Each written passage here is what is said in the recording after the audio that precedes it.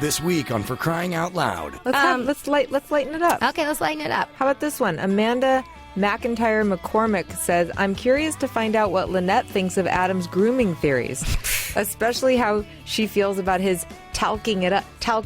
What grooming? Check out an all-new episode of For Crying Out Loud this Friday, or go to cryingoutloudshow.com, only from Corolla Digital.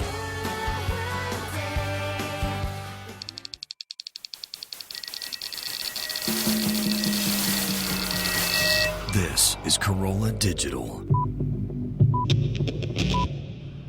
Hello, my little bread baskets. It's me, Allison. Before the show officially starts, a few quick words. Today's show is brought to you in part by Audible. Please visit audiblepodcast.com/BFF for your free audiobook download. I don't know how you guys are currently reading books. I don't know if you're still doing it the old-fashioned way with the actual turning of pages. Step into the now, you guys. You should be listening to audiobooks. Audible is the internet's leading provider of spoken word entertainment. They have over 100,000 titles. It's closer to a jillion titles, and they have every genre, so you don't have to just like New York Times bestsellers or nonfiction, although they have a ton of those. Perhaps you like spirituality or sexuality or mysteries or science fiction. I could list all the genres. I'm not going to. I'm just going to say they have a huge selection, and you can listen to a book just like you would this podcast. It goes straight into your ear holes. I would recommend you listen to something that'll make you seem smart. Deanie by Judy Blume. In the book, she masturbates with a washcloth and she has scoliosis. It was a joke that one would make you sound smart. Although I am a big Judy Blume fan and I read all of her books when I was younger, including Deanie. So you could also, if you want to go, if nostalgia is where you're headed, listen to The Westing Game by Ellen Raskin. Do you guys remember that book from when you were young? I was pretty spellbound with the way it all came together. It's a murder mystery. Or listen to books for adults. Really, it's up to you. I'm just saying, if you want to listen to some nostalgic titles, then we could reminisce together. I know I would enjoy that. So, you guys, go to audiblepodcast.com/BFF, sign up for your free trial, and get your free audiobook download. Get a free audiobook download when you sign up for a free trial today. Go to audiblepodcast.com/BFF to get your free audiobook today.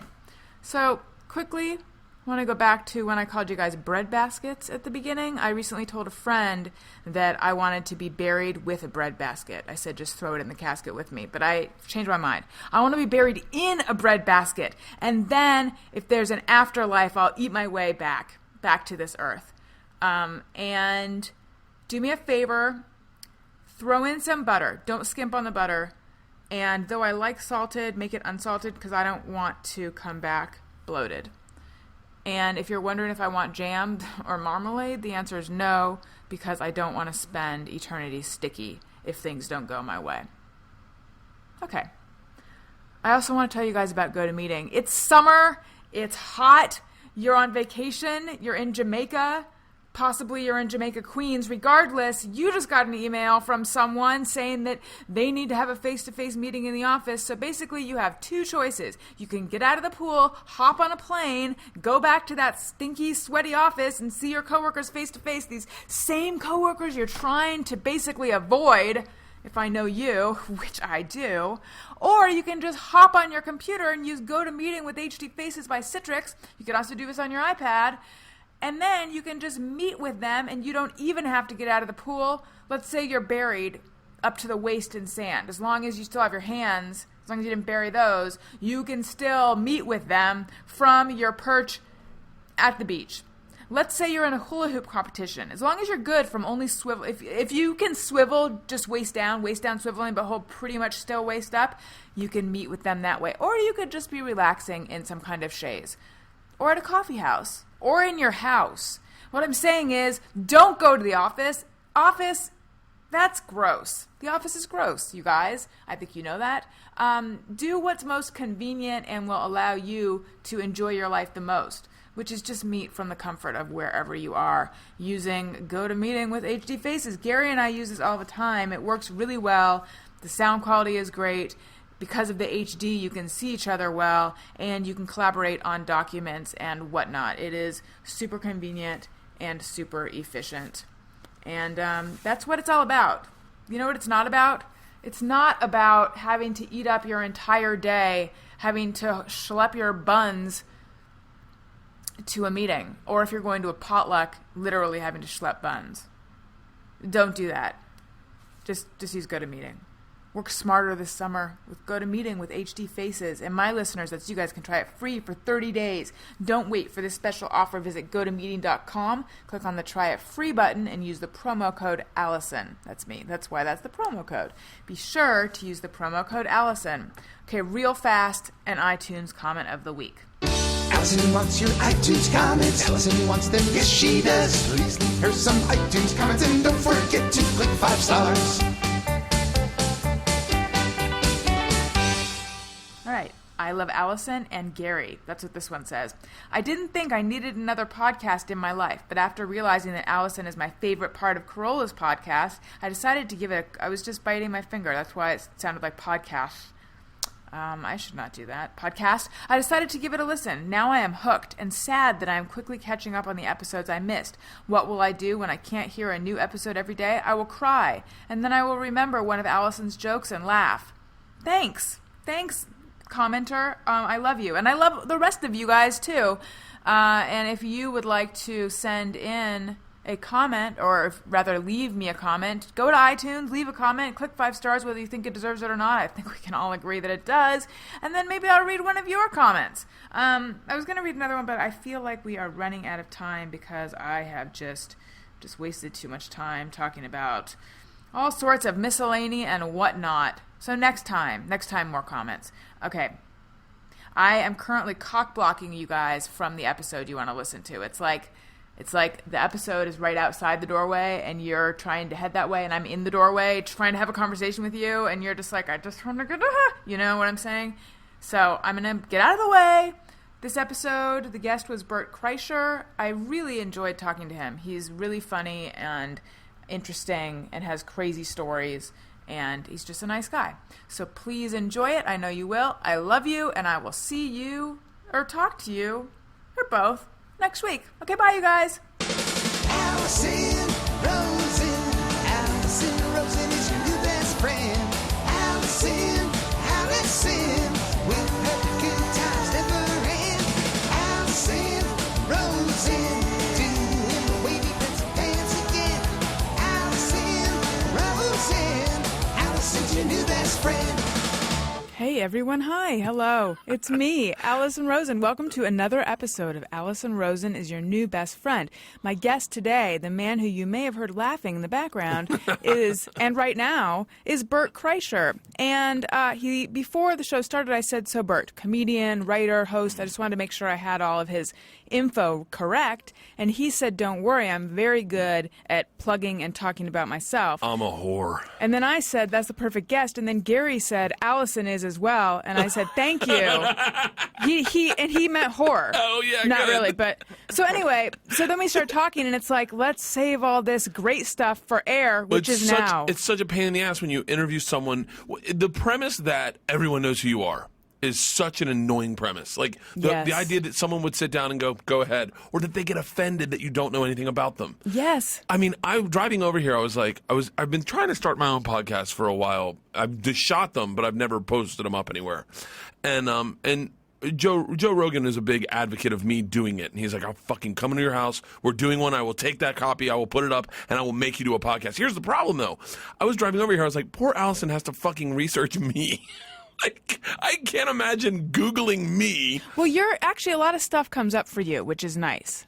I do have a lot. Yeah, when I first got the job at the Travel Channel, the president sat me in her office. She was where you host Trip Flip and give people the trip of a lifetime. Look at that! Look who just did her job. Thank you, Wikipedia and Google. So when she sat me down in her office, she had just gotten the job, and she was like, I just want to let you know your digital footprint leaves something to be desired. I was like, what really? a weird way of saying something. she's a president of a network, so she was like, that's their jargon. Yeah. I Googled you, and what came up was ass wax. Does that? If you Google me, that's the first thing that comes up. Oh, is that what she meant? She meant that she didn't like what came up. I thought she meant that you were leaving too small of a digital footprint. No, a disgusting one. Right, I was exactly. leaving tracks throughout the house. Yeah, a digital skid mark. Digital skid mark, exactly. Right, because you had a show or a segment on a show called Hurt Bert. I had a TV show called Hurt Bert. I had a Okay. segment on a show called Hurt Bert, and then that became its own TV show. Now, what channels were those on? FX. That was back in the day. And originally, Hurt Bert was a segment on which show? Hurt Bert was a segment on the X show. Okay, and then Hurt Bert became its own show? And then Hurt Bert became its own show. Yeah, I did this thing called the Ass Wax, and it was like right before Jackass was coming out. I was going to say, this is kind of... I feel like they stole your thing. Yeah, no, they didn't. No, actually, not even remotely. The premise came off because I'm Jillian Barbary. You know Jillian Barbary? I do. Okay. Jillian, who does not remember me, oddly enough. I just did a TV show with her for fucking 2 years. I ran into her at a Red Bull event. I was like, Jillian, and she goes, hey, and how do I know you? And I was like, God. My God. We were on a TV show for fucking 2 years together. Are you shitting me? That is my fear. That's my fear is someone comes up to me that I should know, and I give them the way I treat someone who's approaching me after a show, bullshitty kind of thing that I think is totally convincing and nice, but on some level I know that it's bullshit. If I'm afraid, I'm going to give that to someone that I know. I hate it because there is no other response to someone you don't know than to be vacant. Yes. And be like, yes. Right. Hi. Yeah. And treat what's you your like, name? Exactly. Thank you so much. This is how I used to get upset. Not upset, but like just bent out of shape when people didn't remember me because I thought, I'm so fucking memorable. That's such an arrogant thing to think, but I was thinking that. And Jillian didn't remember me, and I was like, wow, that's crazy. And then, of course, I go in my head to like, ooh, what, was she on drugs? Like, that's how fucking arrogant I am. So then, cut to, I have a buddy named Cowhead who's got a radio show in Tampa. I ended up saying...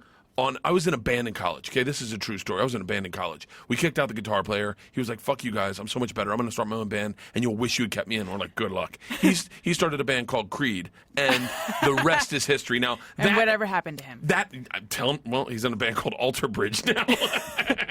Well, anyway, he was in my fraternity. I gave him his nickname. His name's Mark Tremonti. So he's the guitarist for Creed. Now, I genuinely... Oh, that's my phone. I'll turn it off. I tell that story all the time because it's an interesting little footnote to have in your life. I tell my buddy Cowhead, who's got a radio show in Tampa, Cowhead is at a party with Mark Tremonti and says, I'm good friends with Bert. Mark's like, I have no idea who that is. And he's like, Bert Kreischer? And he's like, doesn't ring a bell. He's like, you guys were in a band together? And he goes, nope. And he goes, you were in the same fraternity? He goes, never heard of him. I gave him his fucking nickname. Not only that, here's the thing that was really driving me nuts. I was like fucking pissed. I was genuinely pissed because this was a benchmark in my life. Yeah. I was in a band that's like the tambourinist from the Beatles and George going, did we have a tambourinist? And then it dawned on me, I was like, I forget fucking everybody. Yeah, I think when in your head, you can point to the person's forgetfulness as a sign that they now think they're hot shit. That's when it's easier to make that jump, Yet, as you and I are both people who are afraid that we can be forgetful, and someone else could look at us and say, "Oh, they now think they're hot shit," and it's not any sort of hot shit thought. It's You're right. really just forgetfulness. Now, are you good with names? Actually, I've become terrible with names and not so good with faces either. I used to be good, but now my go-to when I meet someone, when I'm meeting like a bunch of people, is to say, "What's your name?" But it doesn't ever sink in. No. This is what I do. Okay. I just go, "Hey, my name's Bert." And they go, good. I know you, Bert. And I'm like, I just say that because I'm horrible with names. That's good. Please say your fucking name. And then they're always like, don't say a thing. Especially in comedy. Like, you go to I don't even go to the improv anymore because it gives me social anxiety. Like, I got to go there tonight, and I'm already just fucking, worried that I'm going to see someone that's younger than me that maybe I worked with for a weekend, got drunk with, had a meaningful drunk conversation with, and then they're going to go, Bert, and my wife will be there, and I'll be like, hey.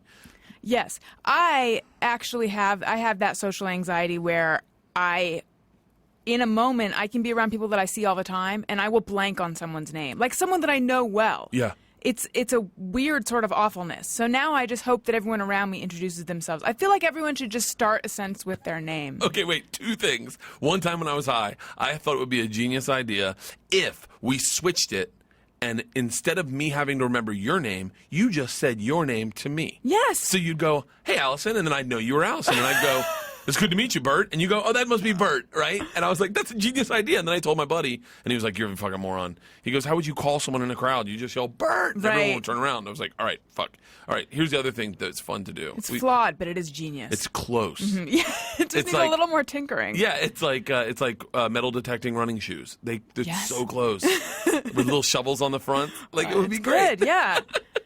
So I like it. Here's the other idea I had.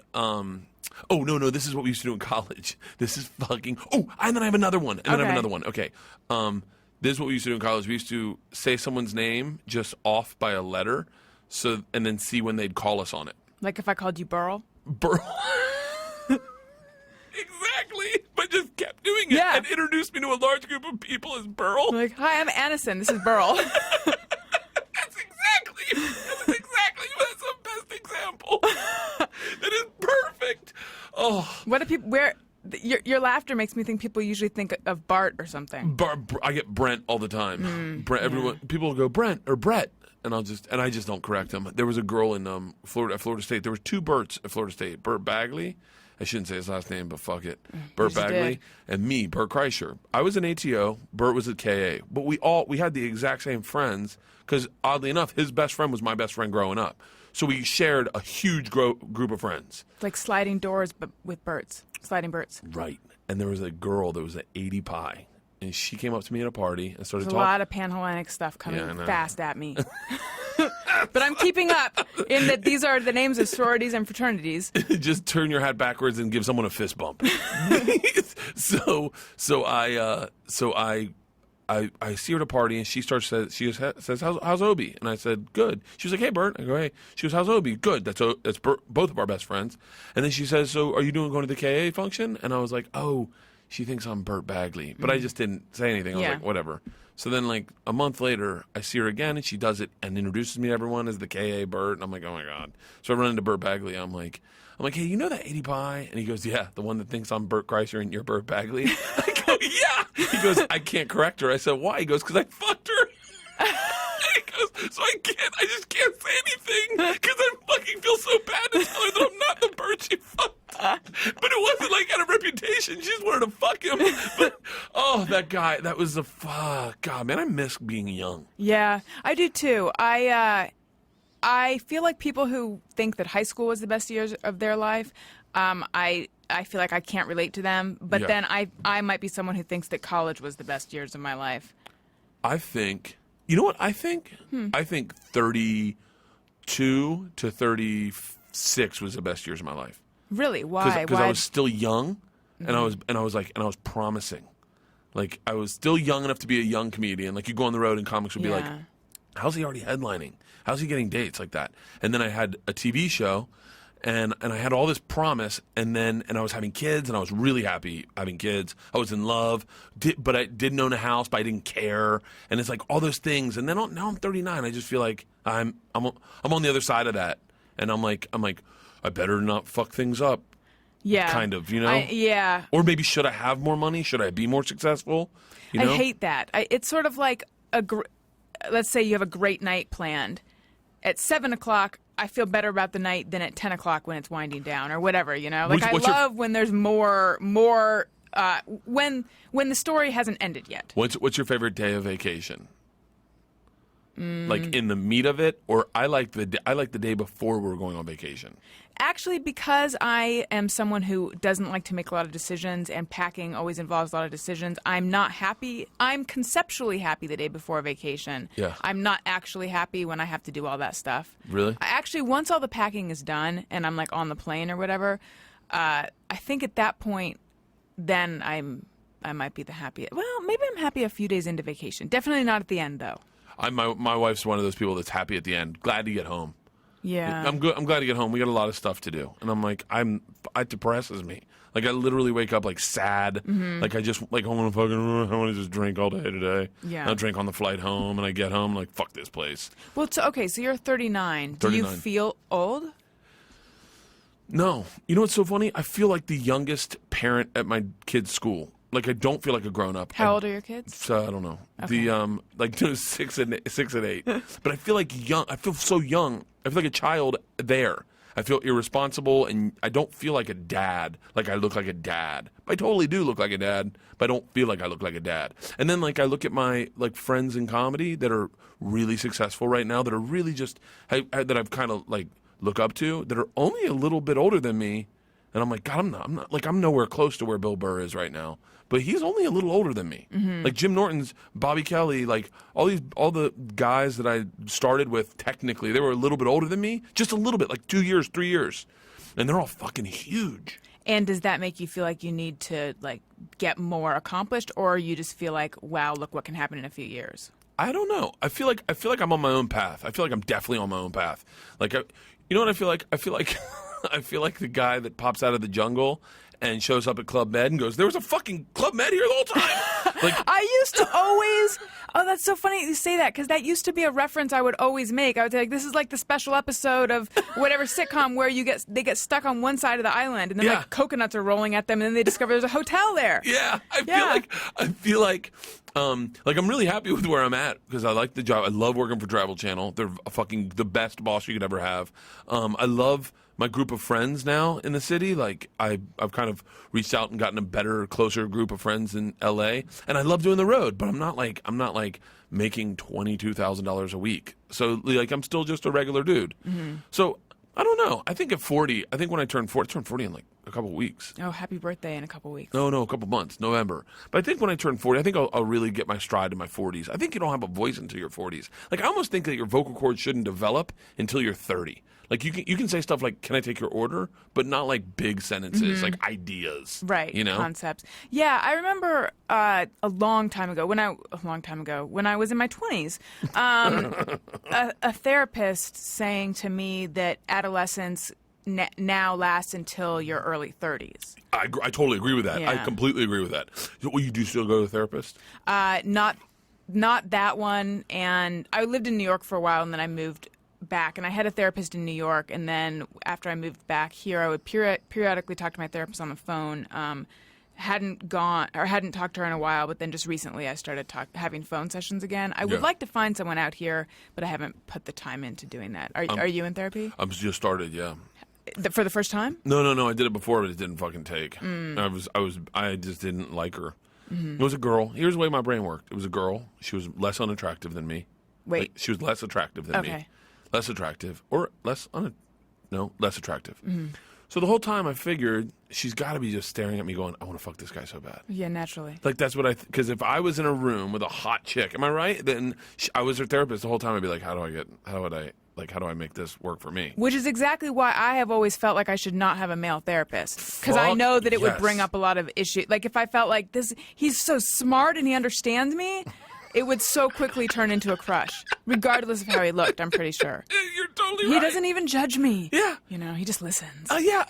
So I kept looking at her like, of course she wants to, I think we need to double up on therapy. I was like, of course, you just want to fucking try to get my pants. Clearly. And then the other thing I thought was I was paying a lot. I was paying a lot for therapy. And I was like, I'm never going to have my fucking problems are never going to be fixed. I remember telling her one time, I go, do you own a house? She goes, yeah. I said, where? And she goes, in the hills. I said, really? I said, you got a big mortgage every month? And she was like, I don't think we should talk about that. And I go, I think we should, because I'm going to have problems as long as you have a fucking mortgage. Like, I need someone that is not tied down. I want a fucking vagabond. Someone who's like... nomadic shaman therapist. Yeah, I want a nomadic who just is there for my good. Like, not someone... Like, every time I pay her, I felt like I'm just paying her mortgage, and I'm going to have problems as long as she has a fucking mortgage, and as long as I'm attractive to her. You know, she was very ugly. And... Okay, did she do anything, aside from suggesting that you continue with therapy, did she do anything to make you think that she liked you, or just based on just the sheer biology of her being fugly and you not being, you felt like she's got to be trying to get with that? Just the sheer biology. She never gave me any hint. She wanted to fuck me all. Just. Well, she listened to you, though. She listened. She probably asked you questions about yourself. I'm fucking super, and I'm super charming. So, yeah. I mean, she never did anything that made me think she wanted to fuck me, but I just, in my head, I was like. Why did you get into therapy at that point? I don't know. I think I was drinking a lot, and I think I was. It started originally because I was having a hard time flying. I quit drinking, and I wanted to start and be able to fly, and I couldn't do it. And I was like, and I had issues with women, and I had just met my wife, and my wife was in therapy, and she was like, it might be a bit good for you to talk these things out. And so I went, and none of them fucking got solved. And then I quit, and I called her a cunt, and I left. You really called her a cunt? Yeah, so because I was testing the water to see if I could do that and then get away with it, and I go, I don't know, I'm fucked up. I'm not okay. Anyway, it doesn't matter. I got a dude now, black dude. That's what I'm talking about. Yeah, wait, I want to talk about that, but I want to hear about calling her a cunt and how you're aware that you were testing the waters or whatever. I was testing the waters because I was like, I bet I could do anything in this room, and you're going to take my money. You're going to need me. You're never going to stop this. I can call you a cunt right now. She goes, I wouldn't do that. I go, you're a cunt. She goes, Bert, why would that come from? I go, see, any other woman would be like, get the fuck out of here. I go, you just need my fucking money. I'm a mess, okay? And I was even a bigger mess then. I was definitely, and my dad had gotten in my head, and my dad had gone to therapy for like a period of time, and my dad had got in my head and was like, fucking therapist, it's a racket. It's a goddamn racket. And I was like, yeah, you're right. Like that's what I believe men do. And then I got to a place recently where I was like, and I believed that my whole life up until very recently. You believe that therapists, it's just a money racket. It's just a money racket. Yeah, I had a boyfriend who felt that way. And I was in therapy at the time, and I thought, this relationship is probably not going to work out. My wife's been in therapy the whole time we've been married, and it seems to work for her. I mean, quite honestly, I'm like, I don't know what the fuck they talk about. Like, what's so bad in her life? But I mean, she's got some bad shit. But like, I don't know. She likes it. For some she people, enjoys yeah. it. For some She people, it enjoys just helps to Yeah. have a place you can go to talk and sort of Yeah. have an objective listener. So anyway, for most of your life, you felt that it was just a racket. Yeah. And then how long in between the cunt and the black dude? 8 years, 9 years. So then what happened just recently to get you back in? Oh, I had a fucking falling out with a friend, and it bothered me, and it bothered me because I'm trying to be semi open but coded, and not divulge anything. Diplomatic. Yeah, diplomatic, but like bothered me my relationships with people. The way I interact with people and what I allow people to do. I'll give you an example. One of the things I talked about in therapy was, the other night. The other night I texted it to myself because I was like, wow, that's exactly how I feel constantly. When I was in like 7th grade, a dude, they were doing pro wrestling in the outfield in a baseball practice, and a dude held me down and cut my hair. And I didn't get mad. I was very angry, but I didn't get mad. I just laughed, and it was he didn't cut all of it off. He just cut a chunk out like Kerry Von Erich, and he was like, it's a hair match. And everyone laughed, and I was a good sport. And I was like, what, you know. And then my dad heard about it. My dad fucking went irate. And he was like, I'll fucking kill it. You don't do that to another man. But so I was like, man, I allow people to take advantage of me consistently. Your dad was mad at the kid. Mad at the kid. Yeah. And I was like, Did you feel ashamed that you had allowed it to happen? I felt ashamed that I allowed it to happen, and I felt ashamed that I didn't punch him. I felt because I felt those feelings, but I was like, where's that going to? I literally, as a 8th grader, 7th grader, I was like, where's that going to get me? Like, if I punch this kid, he's bigger than I am. He's got a pair of scissors in his hand. Yeah, to me, that's actually a healthy way of thinking about it. My dad's not very healthy, but but so then I was like, and then I started doing all the things that like the other night I started texting myself. I was like, I'm talking this in fucking therapy. I'm talking about this in therapy, like because I allow people to take liberties with me that other people wouldn't take. No one would ever allow. No one would fucking allow, and I allow it, and I take care of people. I want people to like me. It's like a fucking cavalcade of things. And I don't want to change whatever it is that made me. Like, I don't want to change the little nooks and crannies that made me an interesting or funny or lighthearted or good person. I don't want to start going. But like a friend of mine was like, you start taking jujitsu because maybe what you're feeling is, this anxiety. And when you go head to head with another man and you fight a lot of that's relieved, and it can really. So I called up this guy Eddie Bravo, and I was like, I want to learn. He was like, what do you want? I was like, I don't just want to know I can choke a bitch out. He was like, perfect. I can make that happen. So I start next Wednesday. But yeah, so I'm taking a bunch of big steps. Drinking would be the big one I should take. Like, I should just quit drinking. I'm a better person when I'm not drinking. However, I get on the road and it's like, fuck, what am I going to not drink? What am I going to read books? Come on. You know what I mean? That's insane. Yeah. How do you feel your drinking is a problem? No. I mean, Honestly, is it a problem? No. Okay. No. But I'm a big drinker, and I've got a reputation for being a big drinker. Yeah. Little thing, you may have read it or not, but in college, when I was in college, I did. Yes. Rolling Stone called me the #1 party animal in the country. And they wrote a 6-page article about it. 6.5, which was really well written and vivid. And by the way, Gary, in the article, it mentions someone's ears pricking up. We had a debate. It wasn't a debate. I said, is it ears prick up or ears perk up? And Gary and the guest at the time a long time ago said it's perk up. And I was like, yeah, that makes more sense. Why would ears prick up? In this article, some ears pricked up. Yeah, that's got to be right then, because that went through an editor and everything. That's right. Yeah, so I've got this reputation. Like, I don't say. My daughter said to me today, you got to start saying no more often. I was like, whoa, she's fucking 8. Yeah. And I was like, whoa. I was like, What was that in reference to? To doing this podcast. Seriously? I told her I just got in last night. I got in last night at 4 in the morning, and she goes, and then I said, and I'm leaving tomorrow morning, and I said, I got to go. I'm going to do a podcast. And she was like, why? I go, because. She asked me if I would do it, and I said yes.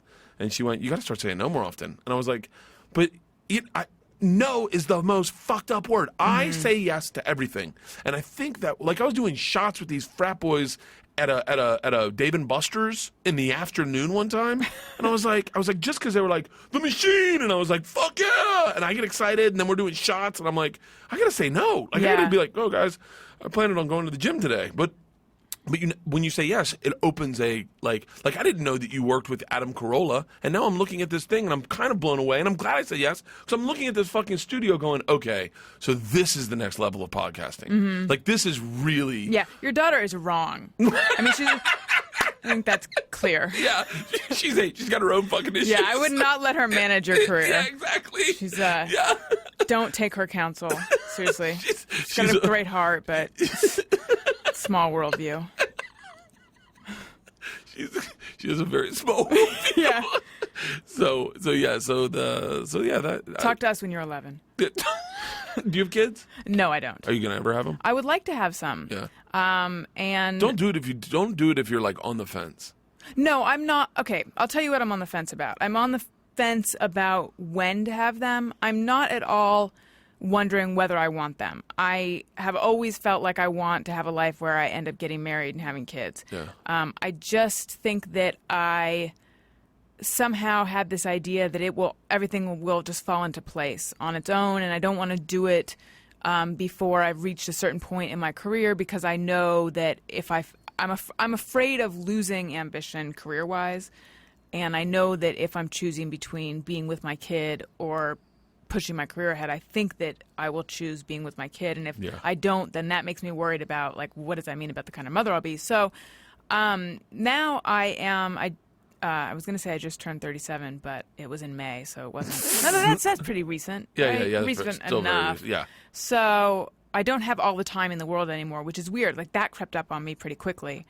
It seems like that all of a sudden I'm like, I need to think about how it might take me some time to get pregnant and stuff. So I don't know. But I am in a relationship, so I can cross that one off the list. Yay. Yeah. If you do have kids, you will put your... I don't know. I take that back. I think I will. You will, to an extent. This is a different kind of thing. Yeah, though. it is. So it's not like you're a road comic. Right. Or I do a lot of on-air TV stuff, though. You can do that. Yeah, but you're right. You could totally do that. You can so do what both. Can't I do? What can't you do? Yeah. Acrobatics. Like, yeah. A lot of bikini modeling right after the baby. But you can. I've seen people do both, and I think it's totally fucking doable. Yeah. But it's just that first chunk, like there's going to be a solid, 6 months where you're not doing anything, where you're just taking care of a baby. Right. And for a guy, I mean, I just took off on the road. We had our baby, and I literally on Wednesday and on Thursday I was on a plane to go work with Dave Attell. Was your wife upset? No, my wife is a weird person. She's very cool about all of it. Like today's her birthday. Yesterday is her birthday. Yesterday was her birthday. Okay, now I just feel shitty. No. So yesterday was her birthday, and I was on the road. I was in New York. And Okay. so I flew in last night got in late, like 2 in the morning, 4 in the morning. And then slept today, gave her presents this morning. And then tonight, we're going to we had a big dinner plan with a bunch of her friends. Fucking turns out, once again, typical me, I planned to do I said I'd to a buddy of mine has a storytelling show, which I love. I love the storytelling show. So What is it called? This Isn't Happening. It's with Ari Shafir. Do you know Ari? He's actually tried to get me to come on and talk about various things, and I haven't done it. He's great. He's a really great dude. And so I'm doing that with him and my wife. This is how my wife is. She's like, well, why don't we go to dinner at the restaurant across the street from the Improv, and then we'll all walk over and watch your show, and then we'll all go home. And I was like, fuck yes. That's awesome. Yeah, and I just got my schedule for the second season of Trip Flip, and my stand-up too. And the way the stand-up works is if you start canceling dates, club owners hate you. And if you start pushing, you can't. Once you agree to a price, that's that price until you do that date. So I've been pushing off these dates for fucking years, from Birth the Conqueror 1, 2, then Trip Flip 1, 2. So I told my wife, I'm like, I'm going to power through this fall, and I'm going to do all these dates. I'm going to do all the shooting. I'm going to do it all. It's going to be a beast. She was like, we can do it. And then she looked at it the positive way. She goes, the average man only has 36 days off in 4 months. If you can get 36 days off, we're a healthy family. I was like, where's she getting these statistics that are making her feel better? Saturday, Sunday. Yeah, I guarantee you. It's her therapist. Yeah. Her therapist probably fucking did the math and was like, fuck, that's great. That's good. Yeah. That's good. Okay, because it's going to drive me insane unless I ask it now. Which show did you do with Jillian Barberie? The X Show. Okay. This is my connection with... So she was on that show. I did not know that. Yeah, this is my connection with Adam Carolla and Jimmy Kimmel. The X Show. I'm talking out of school. I will just say just say rumor. But the X Show was a show stolen from them. Oh. So they created the Man Show, right? Yes. And then they pitched it around, and then I think they pitched it to FX. Do you know any of this? I think it was Spike that was involved at a certain point, but yeah. Spike, FX, Comedy Central, and Comedy Central picked it up, and FX wanted it. And they were like, well, fuck that. We'll just make our show exactly like that. So they made a show exactly like that. Here's what's even crazier. So they not only did they I'm saying this, I don't know if any of this is true, but this is what rumor is.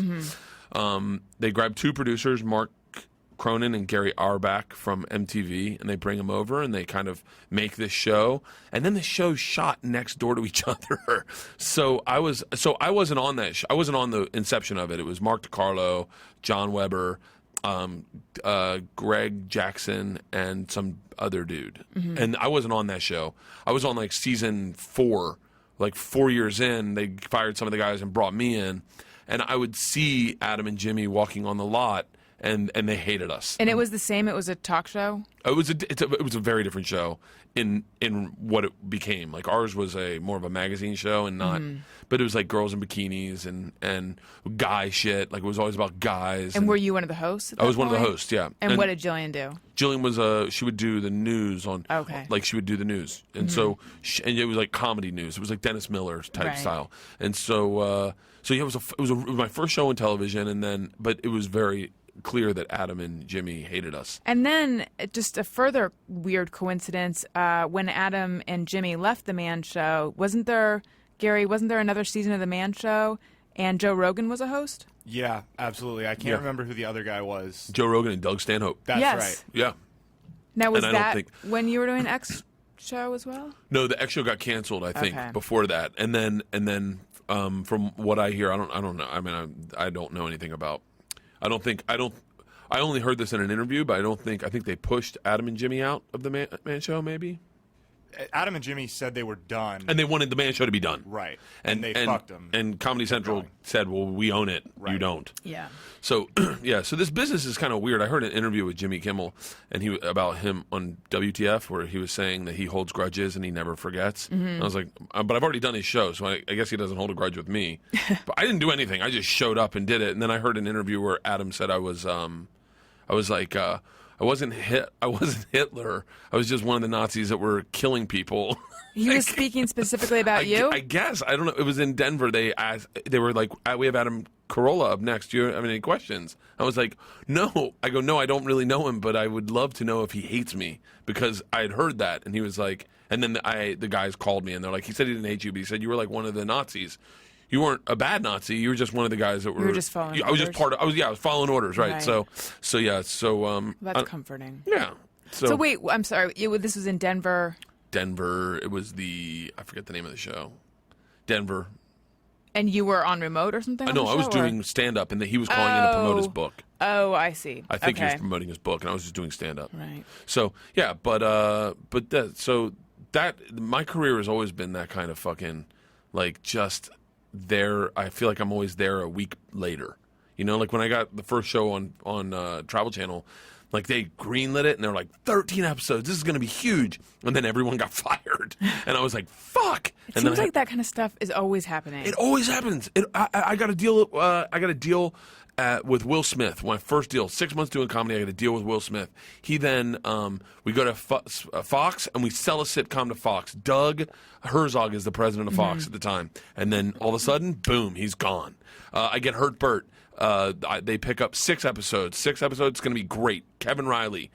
The second he signs the deal, boom, he goes to NBC. Now, for Hurt Bert, what was your attitude about the fact that this is a show where they're going to be hurting you? Well, the premise was a little more lofty. I think I was told, I think it was different concepts, really. Like, I was told, we're just going to take a walk a mile in another man's shoes. You're going to take dangerous, crazy jobs. You're going to do them for a day. It's kind of like Jackass meets Dirty Jobs. Okay. So, and it was kind of neat because we were doing wild, like I was an MMA fighter, I was a football player, I was a dominatrix gimp, I fought a bear, I got mauled by a bull, like, and so I really felt like I was making really interesting television, but the problem was I was the only one that felt that way. Their only motto was to get me hurt. That was that was their directive, was to get me hurt, and so I didn't know what we were doing before we did it. I just fucking would roll up, and then they didn't care about any like jokes or anything funny. They was just hurt him, and so then I almost died. I got mauled by a bull. I got my ribs broken and my foot broken, and I was like I'm fucking out. I go in. They bring a bull. I'm dressed in. You can see it online. It's if you type in on YouTube, Hurt Bert Rodeo Clown. I go in. I'm dressed in the fucking outfit, and they let the bull loose, like a 800-pound bull, big ass bull, and he mauls me within like, I would say 10 seconds, mauls me, breaks my rib, breaks my foot. I escape narrowly out of the ring. I'm on the ground. We're doing these post interviews where I can't breathe. I'm fucking in pain. And I swear to God, they look at me and they're like, we need you to do it again. Oh, God. I go, wait, hold on. Why would you think I'm going to do that again? They're like, we only have 10 seconds of footage. Like, we need more of you in there with the bull. And I go, stretch it out. And they're like, we need you in there. So then they put me in a fucking barrel. I have broken ribs and a broken foot. And I'm like, and the bull's trying to ram into the barrel. It's absolutely, as soon as that happened, I was like, I'm done. But then I did Bert the Conqueror. And Bert the Conqueror was me doing crazy, dangerous shit. Like I rode roller coasters primarily. What kind of agent did you have at the time? Fucking Paradigm. Well, that's who I'm with. Yeah, are you serious? Yeah. I was. We may need to cut this little part out. No, at the time I did Bert the Conqueror, I was actually with Paradigm, but you know. Well, let me explain why I asked that question. Because shouldn't there have been some sort of like keeping you alive clause? Although you are alive. Do you know what they did? They couldn't get insurance for the show, so they made me an executive producer, and then I got paid as a reality show contestant, like $1,500 per episode. And then I got a paycheck as a producer that was like 90% of the money. So the executive producer check was huge, but I also got this reality show. So that's how they did the clause to get me in there. I don't know. It's I don't say no. Yeah, I was going to say, no. Well, also, it seems like this is sort of related to the you'll let people do things to you that other people wouldn't say yes to. And that makes me think about something that I have noticed in myself, which is that other people, like I will allow people to do or say things to me, and it takes longer for me to realize that they are treating me in a bad way. Like I feel like other people are very adept at being like, their fuck you comes a lot faster. Yeah. Mine takes days because I have to think about what happened, and I have to think, well, did I have a part in that? And maybe they were just this, and maybe it was a joke. And like, I feel almost at all times, and this is a visual, but so I'll just make the sound. It's like at all times, no matter what I'm doing inside, I'm thinking like, Yeah. you know, like I'm like, hey, what is happening? I don't know. I hope people aren't making fun of me. Which is sad. My quick instinct is to just laugh about it. Yeah. And like, because then at least you're taking away the punch, I guess. yeah, I guess, man, this is really kind of neat to talk about because I genuinely like I did not want to do. We did this ride for Bert the Conqueror where it was 2 telephone poles and then they had bungees strapped on the top. It was called the human slingshot. And then they pulled the bungees down. The telephone poles went up like maybe 100 feet or... And just, what is Bert the Conqueror? This was on Travel Channel. This was before the triplet Gotcha. show I'm doing. So they take they throw a rope above the bungees, pull them all the way down, like 90 feet. They harness you in on a rope, like a climber's harness, onto the bungees. So now you're hooked into the bungees. Then you sit on the back of an ATV and you hold on, and then they drive the ATV as fast as they can. Oh my God. And what could go wrong? And exactly. And then you let go. And then once you let go, you slingshot at like 80 miles an hour into a canyon back and forth, just wah wah wah wah wah wah wah. So here's what this is a perfect example of me. So we get there, I look at it, I see them doing it, and I go, this isn't too bad. And then the guy says, how much do you weigh? I'm like, 220, 230? And he goes, oh. I go, what? And he goes, this could be bad. It's a good thing we have a paramedic out here. And I was like, wait, what do you mean? And he goes, we've never done someone as big as you, so there is the chance that you're going to hit the ground. I go, at 80 miles an hour? I go, what's going to happen? And the paramedic's there, and he's like, oh, you'll break your back. I go, hold on, there's a chance I could break my back? And I'm just sitting like with this, one of the executive producers is like, you're going to be fine. And as opposed to being like, oh, okay, like, I just go, yeah, all right, I'll do it. As opposed to being like, no, I don't want to break my fucking back. I remember we did a thing, and I didn't break my back. I skinned on the ground, but I didn't break my back. We did a thing in Canada where we were going down a concrete toboggan. It was a fucking huge slab of concrete that we were sliding down a mountain, and the dudes in front of me go, and they yard sail it. They flip it, and it flips, and the dude breaks his femur, girl breaks her hand.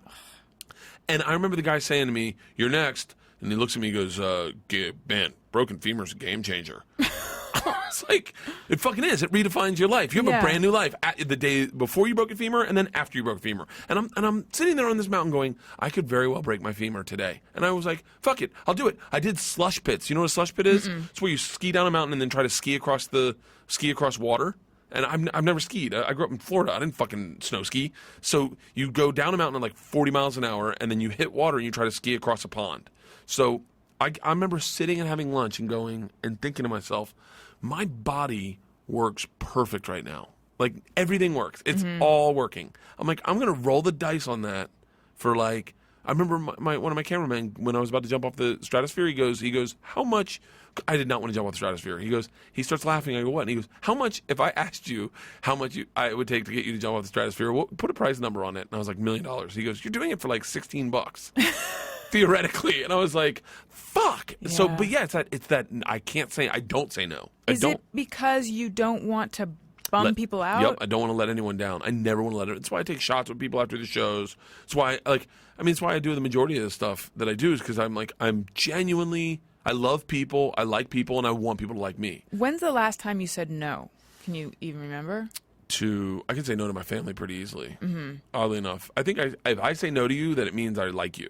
You trust them. If I can say no to you, then it means that I trust you and I know that you won't dislike me. Yeah, arguably you're saying no to your wife. Yeah. By having to do these other things instead of celebrating as initially planned. Yeah. Like, I'm the kind of guy. Do you know this type of person that I go, I'll call you right back, and then I never call back. Or you go, like, hey, let's go to dinner at 7, and I know full well I can't get there at 7. Yes. I'm on the other side of town. I don't get done until 6:45, but I go 7's great, and then I leave you sitting at the restaurant for an extra. I do that. I do that all the fucking time. Yes. I'm so bad at that. Yeah, well, I'm apartment hunting right now. My boyfriend and I are looking for a place, and the other day, I got this guy on the phone about the apartment, and he told me all about it, and it only has permit parking, and we want parking spots.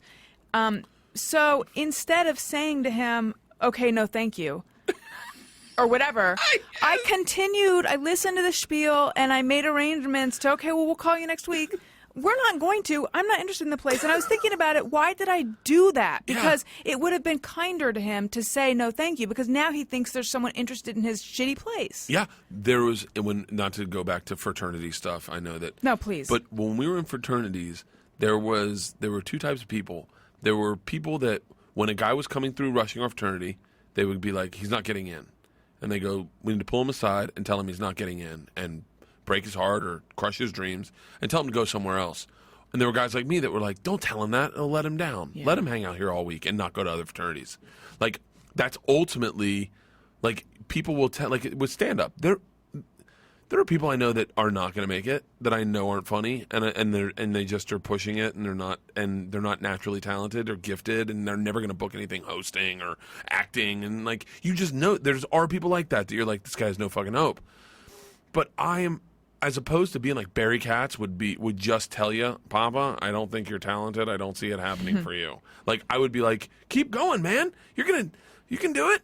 Like, I fucking would rather I'm exactly the same way. I will talk to someone who wants to sell us windows for 4 months, just not wanting to hurt him. Yeah. And Yeah. And then I think, is it about wanting them to like me? Is it wanting to avoid conflict? I don't know. I'm someone who I have a lot of trouble with boundaries, and I have a lot of, like, I don't answer my phone. I don't like to talk on the phone because I feel like once I'm on the phone, like, I have no protection anymore because they can talk me into anything almost. And I just lately I've been like, if someone says, what are you doing? Blah, blah, blah.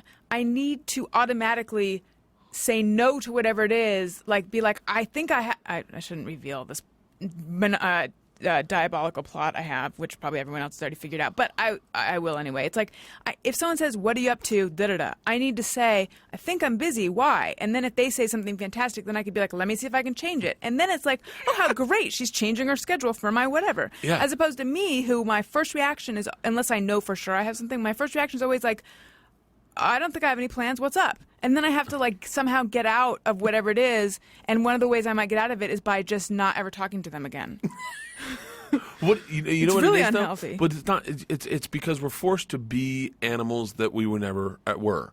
Like, now with Social creatures, you mean? Yeah. Like with cell phones, this is in my pocket all the time. That never happened. Mm-hmm. I would just go to school, like, and I would talk to people when I saw them in the face. And you couldn't just get a hold of me whenever. Yeah. I was off the grid 90% of the time. I was only 10% of the time was I near a phone. And now it's like, I said this with my first therapist, she said I had... The cunt? Yes. She said I had social anxiety disorder and that I needed to get on Lexapro. And or Lexapro or one of those, Levitra, one of those. I don't know, not Levitra for your dick. But Lexapro is an antidepressant. yeah, she's like, you have social anxiety disorder.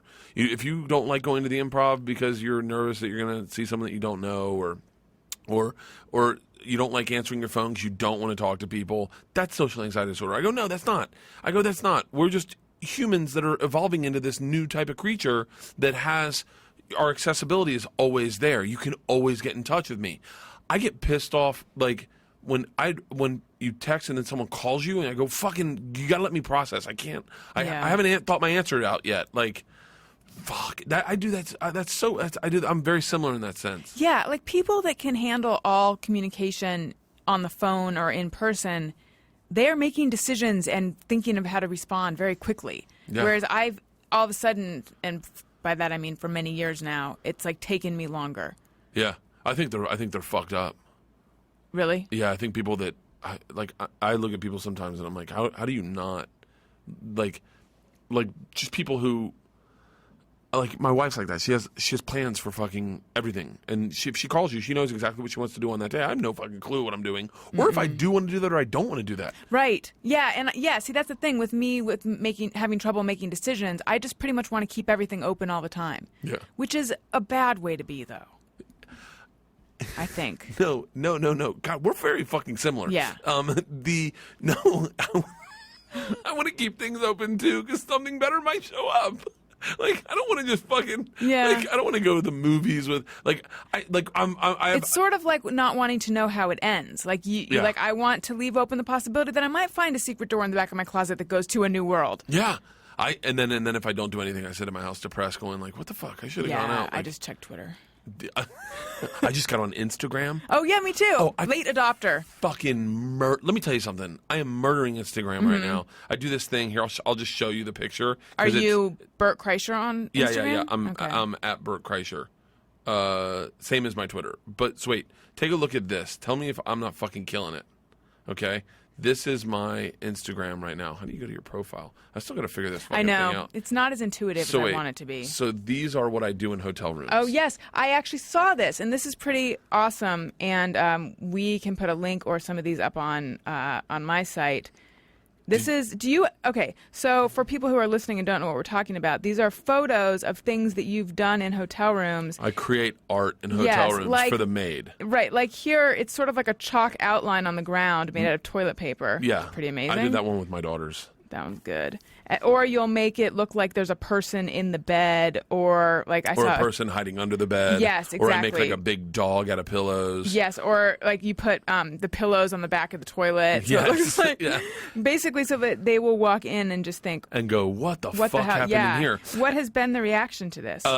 Astounding. Like I'm like, and you know, it's like you get people that are like, oh, fucking real cool, man. You're making it harder on those maids. I've never had I feel like you're making it entertaining for the maids. Yeah, not only that, but every time I go to a hotel, the first thing they say is, "Oh, you're the fucking guy," because that's their business. They work in the whole hotel business, so they know anything that happens hotel-wise. They're like, "Fuck, we know it." Every time, I remember I got into DC, and there's a dude, this black dude with dreadlocks, who's the valet, and he goes, "I've been waiting for you." I was like, "Really?" And he goes, "You gonna get me?" I said, "What?" And he goes, "You gonna get us?" I go, "I have no idea what you're talking about." And he goes, get us good." And then I come in, and then the woman, I get to the thing, and they're like, "We're really excited for you. We can't wait for you to leave. We want to see what you do." I go, "What are you talking about?" And they go, "We know who you are. We know what you do." Are they on Instagram? How is this happening? No, because I did it on Twitter, and then the Today Show picked it up. Oh. And the Today Show talked about it, and then it got really big for like 2 weeks. It was like massive. My website would shut down every day. And I just posted old ones and a brand new one. I'm like, I'm gonna fucking start doing it again. Yeah. I did one I'm with Sam Champion. Do you know Sam Champion? Yeah, local. The weather guy for Good Morning America. Yes. With Sam Champion, we check into a hotel. We're doing a segment together for Good Morning America and for my show. And I check in, and they don't even say a thing to Sam Champion. They're like, "Thank you, Mr. Champion." And then I come up, and they're like, "Mr. Kreischer, we've been waiting for you." And I was like, "Really?" And they're like, "We're big fans." And I went, "Oh, thanks." And they're like, "We hope you enjoy your room." And I was like, "Thanks." I have no idea what's going on. I have a case of beer in my hand. I have my bags. I go up to my room. I open the door, and I fucking lose my shit because they have replaced my bed with a whitewater raft. They have the bed on top of the whitewater raft. They have a human stuffed into a wetsuit, like it's a wetsuit stuffed person with my face on the front, photocopied, my wife's face on the bed, and we're rowing the front of it is the fucking craziest thing. I took 1,000,000 pictures. I videotaped it. I was like, oh my God. But the worst part is they outbirded you. I got whatever the maids get, that rush of excitement of like You're like, I truly am wonderful. Yeah, I'm giving a gift to the world. I was like, I got nervous. I got scared. I was like, oh, I was alive. And I was like, man, if you're going through your day and you're just plugging along, and then you come in, and I don't trash the rooms, and I don't make it anything that's difficult. No, it's obvious that it's not truly a dead body or something. Yeah, it's obvious, silly. and there's always a hefty tip waiting for them. Like I did the Budweiser ice. I made a robot out of the ice bucket with Budweisers this weekend, and I was still there. Like I was checked out late, so I went down to go work out, and they went in to clean my room, and I came up, and there's like 4 maids standing around my door, and I went, hey, can I go, no, I'm not checking out yet. And they're like, no, can we come in? And I was like, I go, no, I don't need it cleaned yet. And then the woman was like, no, I came in and I saw what you made. Can we come in? I want to show them. And I was like, oh yeah. So I brought all the maids in, and they're like, what is this? And I go, I just screw around. They're like, oh, it's so, and they were taking pictures, and I took a picture, and then I tipped her. I had to tip them $100 then, because now they know who I am. Really? Yeah. Where did you get the idea to first do one of these? Quite honestly, from masturbating. Because what I figured... That would not have been my first guess. I figured any maid who cleans my room, it's very quick to figure out what I've been doing in that room. Like the lotion's somewhere in the room, not in the bathroom. Mm-hmm. All the little towels are gone. Like, and I was like, man, I am fucking a dead read. Like, you can tell what I've been doing in my room the whole time. There's beer cans everywhere, and you're like, oh, you can almost figure out who this guy is. So then one day I was like, fuck it, I found myself cleaning up the room to make her not know what I did. And then I was like, oh, I should throw off her tracks. And I was like, that's the first one I did was in the bathroom. I was like, I'm just going to set up the bathroom so that she comes in and goes, what the fuck happened? What was he doing? There's like pillows, there's an ironing board, a spoon, 3 Heinekens, and she's like, and towels everywhere. And she's like, was there some sort of operation in here? So then I made pillow men, and I was like, oh, this is great. And then I started getting, my first big one where I was like, wow, this could really be something, was I made a human torso out of a pillow, and I took all my wardrobe from the shoot, and I made it, and then I shoved it in the refrigerator, so it looked like there was a torso in the refrigerator. I saw that. And I was like, wow. And then I hit 2 back-to-back home runs with the next one. I just put my shoes under the curtain. So like it looked like someone was standing behind the curtain, and they were the shoes you get from the show, and they were beaten from whatever we had done the day before. So I left those there, and then the next one we were in. This is my favorite one I've ever done. It's this one right here. I did this one in Edmonton. It was, I just hung the sheet out the window, tied to the chair. Yeah, it looks like a rope. It looks like I climbed out the window. And I was like, oh man, when those happen, the simplicity of it. Well, what it's had like happened? the platonic ideal of hotel pranks. Oh, it's so. I mean, the big ones kind of suck. Like when you make a huge mummy out of toilet paper. Like you're like, that's a little time. It's not green. Yeah, it's not green, and it's a little exhaustive. But this one, I'd taken a shower in Edmonton. It was like below 10 outside, but it was hot as shit in my room. So I was opening the window to kind of air it out, and I couldn't. I had my head out the window, and I was like, I bet I could get out of here pretty easy. I was like, I wonder if I could get out with a sheet. I was like, oh, fucking great idea. When you do that, you're like, oh my God. And then you get manic, like an artist, like Jackson Pollock, and you're strutting around your room naked, like going, how do I make eyes? How do I make eyes? I need to make a throat. Do I put a boot in its mouth? Like, fuck. So now I'm doing more. So, and my agent reached out to me and was like, because I did the Budweiser can guy, and he goes, dude, product placement.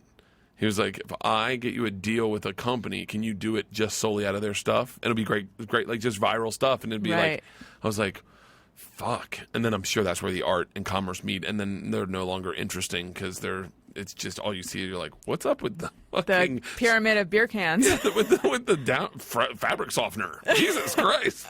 Where did he get all this fabric softener?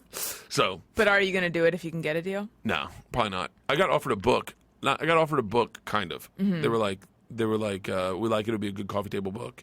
Can you do 60 more? And I was like, I can't do fucking 60. Yeah. I've kind of tapped out.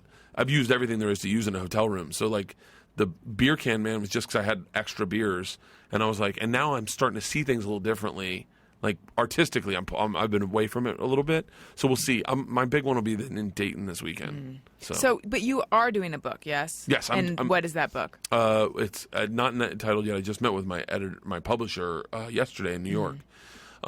It's based on the kind of the crazy stories that I've had in my life, like like getting involved in the Russian mafia, and I have a few just larger than life stories that are somewhat unbelievable. My editor, my publisher was like, he goes, I know, like I have had Inglewood. I've had kids from the class that I robbed the train in with the mafia in Russian. I've had them show up to my shows and stand on stage. I did a documentary. I had a kid stand on stage, and he was like, "That's 100% true." I know it sounds ridiculous. The crazy thing is that I am familiar with that story, and for some reason at the time I did believe it though, but now meeting you and finding out sort of more about your psychology, it makes infinitely more sense that you could find yourself in some crazy situation and you didn't, bail out earlier. So just for anyone who isn't familiar, this is on the, what would someone need to Google to look this up? Bert Kreischer, the Machine, or Bert the Machine. Okay, and so just there's a video online of me telling the story, and if you come to any of my shows, I tell it at every fucking show. But long story short, you were studying abroad in Russia. Studying abroad, they paid off the mob to keep us safe, and they told you not to befriend the mob, but you did befriend them, and then before you knew it, I befriended two guys, and they were really cool. Yeah. They were just regular dudes who were just trying to make ends meet. That was Igor and Sasha. Igor and Sasha, and then I met, and I tried to tell him, "Hello, my name's Bert," or whatever, and nice to meet you. And instead, I accidentally said, "I'm the Machine," and so they thought that was fucking hilarious. And then we took a train to Moscow, and I'm really shortening the story, and you're gonna be like, "The story sucked," but. Well, listen to me, you guys, listeners. The story is amazing. So yeah, if you're you just Google, getting a I'm giving short, you abridged version that's not as good as the long one. Go online, you'll see a much better version of me telling it. But then, short and long is, we end up. They passed me off to two new gangsters for the train, and we end up robbing the train. Yeah. And then and were your classmates upset with you? No. There's.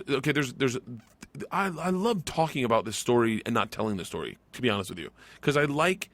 There are things that are not that are kind of I don't bring up in the story that really make the story make a lot more sense. Number one, my entire class were terrified of these two guys that were on the train, and the fact that I was drinking with them was kind of keeping them at bay. Okay. Because now, mind you, if they did not have, I was also kind of looking after their behavior a tad bit. It's so interesting because no one could take me away from them. These guys who've been on the train were real gangsters. They were real dudes. Thugs. Who were a little scary, quite honestly. And so the fact that no one got hurt, no one got assaulted on our train trip. I remember Igor, when we got back to St. Petersburg, I got in a lot of trouble because they sat down and they're like, you can't fucking do this. You can't rob your classmates. I'm like, I think they're talking to me. And they're like, and Igor was like, said to them, he goes, I don't know what the fuck you're mad at Bert for. Bert is the reason everyone's here right now. Yeah, because even if you hadn't been part of the robbery, something they were going to do something. Was still going. So what happened? I feel like we need to give them a little more detail. So at night, you and the mobsters went through everyone's bags and stole a bunch of stuff. We went through our classmates' bags and we robbed the bar cart and. We stole the money from the bar cart, and we went through my classmates' bags. And to be honest with you, and you didn't have a choice. I mean, if you had said no, I didn't have a choice. You didn't have a choice at that point. You were forced. What I was doing to try to keep them from not robbing, I'm taking away all the fucking allure of the story. But what I was doing mostly was we had gotten a camera, and they were taking pictures of me shitting. And they thought it was fucking hilarious. You got to realize these guys had never had no frame of reference for any comedy. So they had been for so many years so battered down that they didn't know any movies. Like that was another thing I was doing that my classmate that saw me said, "You got to bring this up." They had never seen any of the movies we grew up on. So I had a catalog of hilarious jokes to steal from at any moment that would floor these fucking guys. Like fat guy in a little coat. They're like, "Who the fuck is this guy?" And they're like, "He's the Machine." So ultimately even on the train ride back, there was not a lot of saying no to them. You couldn't say no to a lot of people in Russia at the time. I mean, it's so funny. Anyone that is from Russia during that time or lived in Russia during that time, they hear that story and they're like, I can't believe how true that is. Yeah. And even there's a thing on... It just seems like it was a bad time to be studying abroad in Russia. Dude, you're telling me. You think they would have brought that up? Yeah. They never said to us until we got there, the mob runs everything. And then we get there and they're like, mob runs everything. We've paid them off to make sure we can stay safe. Jeez. My publisher's like, I need to know how they paid them off. And I go, I don't fucking know. You think they told me that? Yeah. I was like, I have no idea. And he was like, well, it seems silly that a teacher would call up the mafia. And I go, no, they call up a travel agency. The travel agency is like, fuck it. If you're going to do this, we're going to contact the mafia. I don't know how it went down, but yeah, that's ultimately what went down. My teacher, one of my teachers had to bring fanny packs of cash into the country. They had fanny packs of cash. I remember my one teacher sat down next to me and was like, I have to show you something. I'm freaking out. And I was like, what? She opened her pants. I was like, sweet. And then she showed me a fucking fanny pack of like cash. And she goes, they're making us bring this in the country.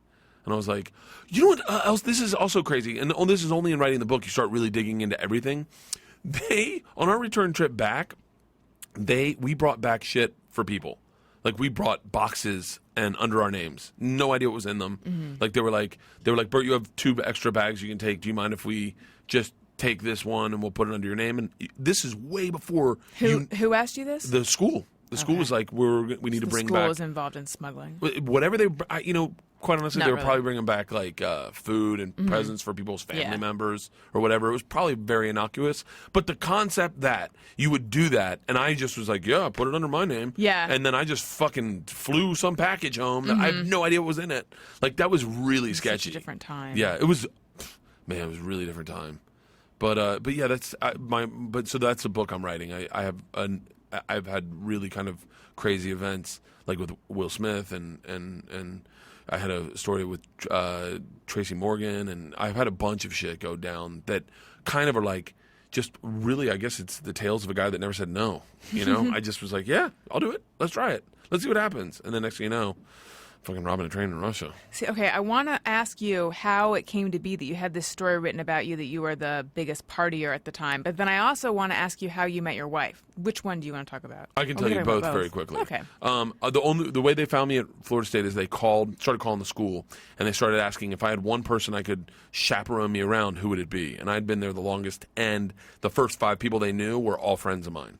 And so they just said, Bert, Bert, Bert, Bert. And at the 5th one... And they were interested in Florida because that was the number one party school. Florida State was the number 1 party school at the time. So then the 5th guy they called, his name's Eric Pogue. And Eric was like, Eric thought it was me. He was like, I'll give you Bert's number. He's a party boy. And so then the guy called, and I was in the middle of a bong hit. And he called, and he was like, is Bert there? And I was like, yep. And he's like, are you doing a bong hit? And I was like, yes. And he was like, oh my God. And then he was like, he must have thought he stepped in shit. He was like, this is fucking perfect. Yeah. So then they write the article about Florida State. They just wanted to write about Florida State. And then they brought it back, and it was too broad a subject. So then they dialed it in and just made it all about me. So that's pretty much how that happened. How long did the guy shadow you? A week. What was that experience like? Just, it was kind of, I'm a talker. I like talking, so I just talked, and then when I also get nervous that people aren't going to like me. So then, like, we wake up in the morning, and he'd be like, "What do you guys do now?" Normally, I just watch TV, but I was like, "Fuck it, we drink." So I call up some friends. I go, "Let's go drink. Let's get wings." So we just partied, and we partied a lot. We got him to party a lot too, and we had a fucking blast. But he never left my side, and I told him way too much shit. Like, I told him everything. I dumped. It was like he was a therapist. There was a lot of stuff he could have put in that article that would have made me look bad. But do you feel like I'm a journalist, so my questions are probably not the ones that other people would have because I'm now asking a question about a journalist. But I'm going to ask it anyway, and now I wish I hadn't said all this stuff. Okay, do you feel like he specifically had some quality about him that made you dump on him, or was it just that you were going to tell anyone who was with you for that amount of time all that stuff? I think I was going to tell anyone that was with me. I think I'll end up telling someone in a waiting room about my life. Mm-hmm. So I think that was it. So then the article came out and it changed my life. Literally overnight, changed my life. Like, what happened? The second it came out, I mean, my dad called that morning and he was like, "What the fuck did you do?" I go, "What do you mean?" He goes, "I have news crews camped out in front of our house. What did you do? Are you in trouble?" I was like, "No." And then the door knocked. It's a Rolling Stone article. FedEx guy gives it to me. I open it. I see Beck on the cover, but I thought it was me. And then I was like, "Oh shit, Dad, I'm in Rolling Stone." And he was like, "Really?" And I opened it, and I was like, I was a centerfold. I was the spread. Mm-hmm. I was like, 1, 2, and I was like, "Oh shit, Dad, let me read this, and I'll call you back." And then I read it, and I was like, "Oh, we're fucked." And then literally, I did everything. But it's a really nice article. It's a nice article. I actually cried when I read it. I was like, that's very touching. Mm-hmm. But it did say I shit on a pizza box. I didn't go to school. Yeah. But did you really shit on a pizza box? I did shit on a pizza box to win an election. Yeah, this was when you were, the second time you were running for president of your fraternity, you gave a speech nude and you shit on a pizza box. Yeah, the first one I gave nude, and the second one I was like, I shit on a pizza box. And I ran into the kid I ran against, Josh Young. He was in Miami like 2 weeks ago, 3 weeks ago. And he was in a suit with a laser pointer, and he had a whole presentation. I just went up and then just turned around and shit on a pizza box. What was that to illustrate? Fucking nothing. And then I won. I fucking won by a landslide. Like, no so one voted perfect. for Josh. And he was like, this is bullshit. Someone goes, no, it's Bert shit. So that's, and then I decided to go. I was like, I'm going to be a stand-up. I tried stand-up once in Tallahassee and got offered my own morning show in Tallahassee. Just from trying stand-up once? Once. I have a good. Wow. Apparently, this is what they said. You have good chords, so I sound good on radio. So they were like, you'll come in, you'll work with this guy, and then he's going to New York. So you'll be his sidekick, and then you'll take over the show in a month. And I was like, cool. So I talked to the guy, and I go, why are you leaving? He goes, who the fuck wants to live in Tallahassee? I was like, well, not me now. So I moved to New York too. Started stand up on my 26th birthday. Really, like as a, and then Will Smith, his company discovered me, and I met Will, and we got along. We did a sitcom, and the rest is history. How did I meet my wife? Yes. I had met her like 3 or 4 times before. I had seen her, and I was like, she's hot, and she was a writer, and I was like into her, but she was a bitch. Every time I met her, she was a bitch. And then What kind of writer? Screenwriter. And then one day we went bowling, like couples bowling, and I lost a lot of weight. I was like 186 pounds. I was skinny as shit. I had abs and stuff. And my wife was like, I kind of like him. And then we went on a date, and then she dumped me 4 months later and fucking destroyed me. Why'd she dump you? Because I was just a mess. I had issues with women. I was a comic. When was this? When I was 29. Okay. Were you in 28? New York at that point? No, I was in L.A. Okay. I was living in L.A. I had a dickload of money, and I had no job. I just partied. All I did was party, and I didn't even really audition. I had done a couple sitcom developments, and then I'd done a TV show for a year and a half, 2 years. Okay. So I had all this money, and I lived in a house in the hills, and I just partied, and my wife was like, I was a fun guy to be around, but I was coming to the end of that money, and I knew it, and I think that was creeping up on me panic-wise, and I was just spilling out a lot of negative shit. Like, you couldn't watch Friends around me because I'd shit on Friends. Like, I don't know. I was That's pure evil. Yeah, I was a mess. I was one of those fucking unhealthy guys that was probably drinking too much. And then my wife's like, and I wouldn't put a label on it. I was afraid to put a label on it because I was like, Oh, on your relationship? yeah, I was a meathead Yeah. comic. Okay. And then she was like, this is over. Broke my heart. And I was like, oh my God, I know what I want. I want you. And I made a mixtape, and I fought to get her back. Did you really make a I made a mixtape? fucking It's so mixtape. high fidelity. Oh, I made a mix. It was a mixed CD, but Okay. it was What songs? a lot of Coldplay. Wow. I cried when I went to deliver it to her house. I lived near the Magic Castle. Okay, Okay. so I lived near the Magic Castle. So I was driving down off of Franklin onto La Brea, and I'm sobbing uncontrollably in my car because I need her back. I'm sobbing. I'm listening to the CD I just made her to go drive it to her house to drop it off so that she'll see it. Oh, God. Oh, my God. It's making me uncomfortable to think about it. And one of her friends was leaving her house as I pulled up. And I was like, I was a mess. I was a fucking mess. So, and then she took me back, and I was like, I'm getting her pregnant as soon as possible. Just for insurance? Just insurance. I need And to then know how that- fast did you? No, not that fast. We ended up dating and finding out we were actually a really good couple, and then we went to move in together. I moved in and moved in. My dad, I bought a ring for her with the last bit of money I had, and not last. I didn't realize it was my last bit. It was about to be my last bit, and then we found out she was pregnant, and I was like, fuck yeah.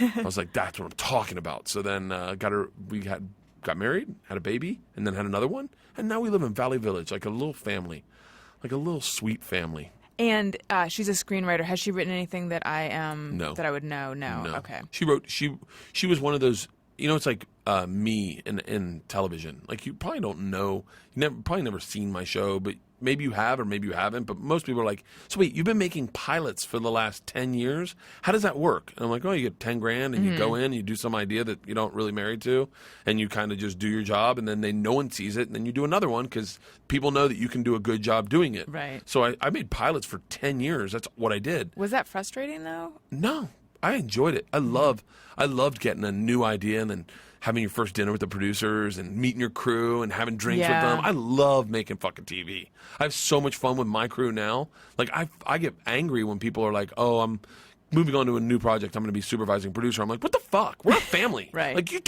like, that's why I'd love to do like a morning radio show. Because I love the family sense of it. Like, you guys get together and it's like we're a fucking team. Do you And have siblings? 2 sisters. They both live out here.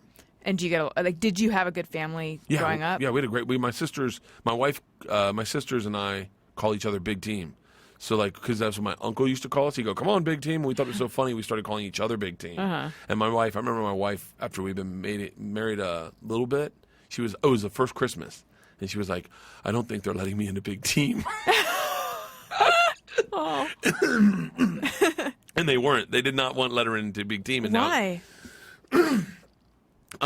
It was too much change for them. Okay. There was a lot of change, and they were still young, and they were I was their leader, and all of a sudden now I'm married with a kid, and I'm working all the time, and they're like, "Wait, we just moved out to L.A. What happened to Big Team? We all moved out to L.A. so we could party together and be the big team."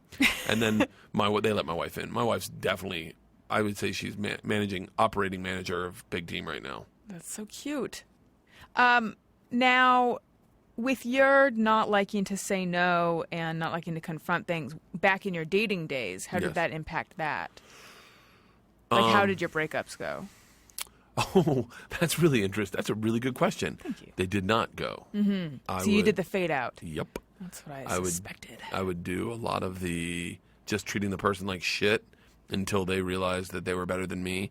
And then I'd be like, "Oh, well, okay." The last girl I dated... So a lot of passive-aggressive sort of making things happen and then not admitting that that's what you're doing? Exactly. Okay. The last girl I dated, before my wife, and I hooked up with a lot of girls in between that girl and my wife, but the girl I dated was a girl that was a producer on the X show. And I fucked everything on the X show. I had sex with everyone I could, and I made it really unhealthy work environment. I was really young. I remember my first meeting with my manager after I got the show. He was like, "Don't shit where you eat." And I was like, "What's that mean?" He goes, "Don't have sex with anyone." I was like, "Too late." And he goes, "Wait, you've only been here a week." I go, "I know." So I was dating her, and I was not happy. I was not happy, and the things that you have to talk about when you're working on the same project, you could talk about that for days and made our conversations very easy. But then when that went away, we didn't really have much to talk about. We didn't have much in common at all. And I realized that, and I wasn't happy. And I was like, I want to be single. And I was just miserable. I'd drink at night, and I'd just go to bed, and I'd wake up early, depressed, and I'd be fucking angry, and I'd try to avoid her. And I was just being a bad person. And my buddy Corey called and said, "You want to go to the yoga class at the Y over on Vine, off of Vine?" And I was like, "Fuck yeah, let's go."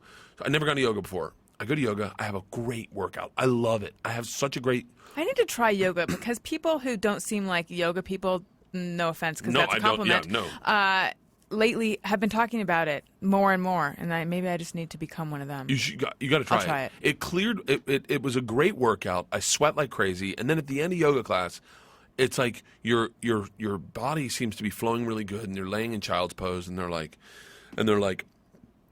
I'll never forget the guy goes, "There's things in your life right now that you're not happy about." And just not even just just comes right to my head. I go, "This girl." And he goes, "Figure that thing out and focus on it." And I go, "It's her. It's her. I want to be out of this relationship." And he goes, "And realize that you can change that today by making the decision to change it now." And all of a sudden, clear as shit, I go, "I can fucking break up with her. People do that. You don't have to treat people like shit until they leave you. You can." So I called her. I go, "Hey, what are you doing tonight?" She goes, "Nothing." I go, "Let's go to dinner." And she's like, "All right." And I'm like, "Oh, this is bad." Oh, yeah. I almost backed out of it. And then I was like, "Fuck it. I can change it." We went to dinner, and I said, "I'm not happy. I want to stop dating." And she was like, "Okay." And I was like, and it was not as bad as I thought. And I was like, "All right." And I broke up with her. And then all of a sudden, everything started working better. I started working out like crazy. I lost weight. I was doing all the things that I thought I wanted to do. I got to the other side of the fence where the grass was greener, and I was there. And I was like, this. Okay, so this is what people do. They hook up with attractive people, and then they realize that the attractive people kind of suck too.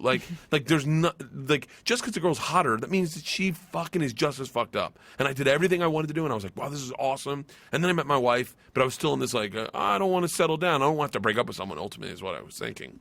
But met my wife, and I literally fell in love. Do you have trouble communicating with your wife at all, or did you ever?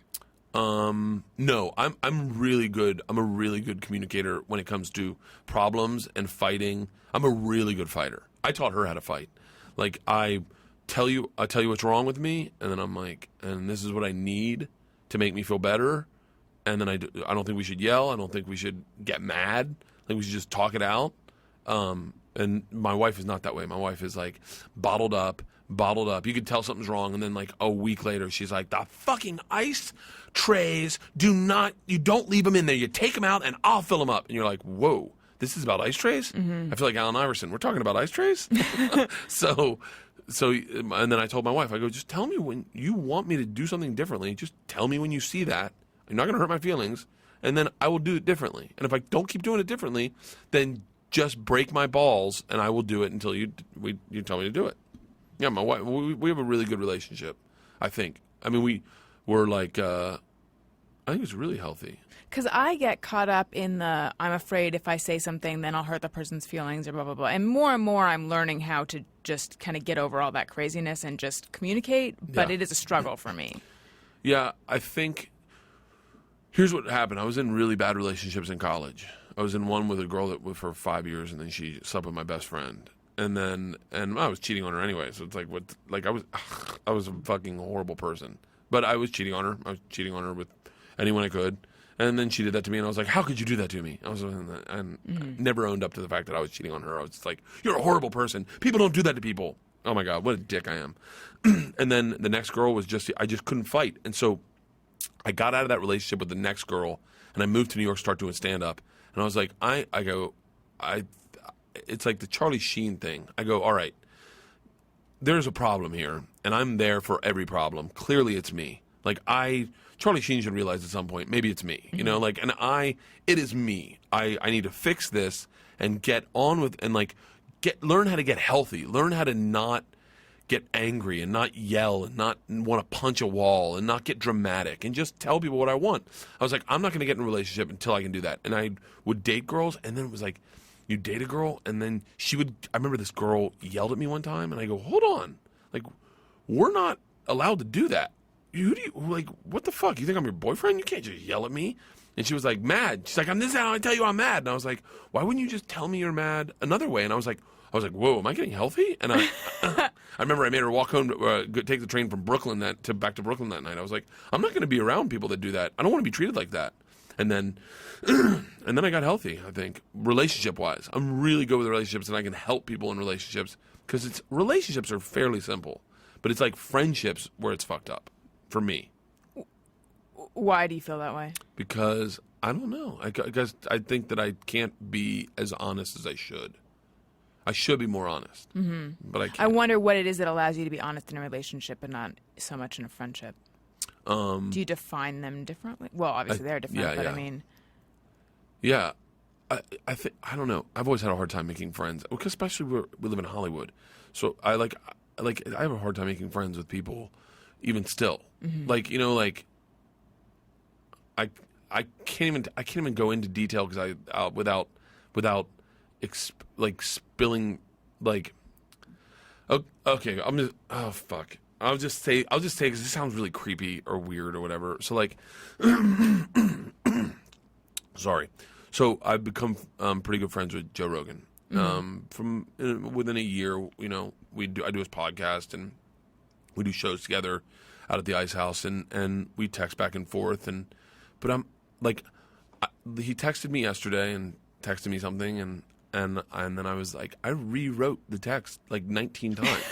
Like, I was like, I don't want to sound... I can actually relate to that. I don't want to sound needy. I want to just sound like cool. Like, I want to sound normal, but then I can't.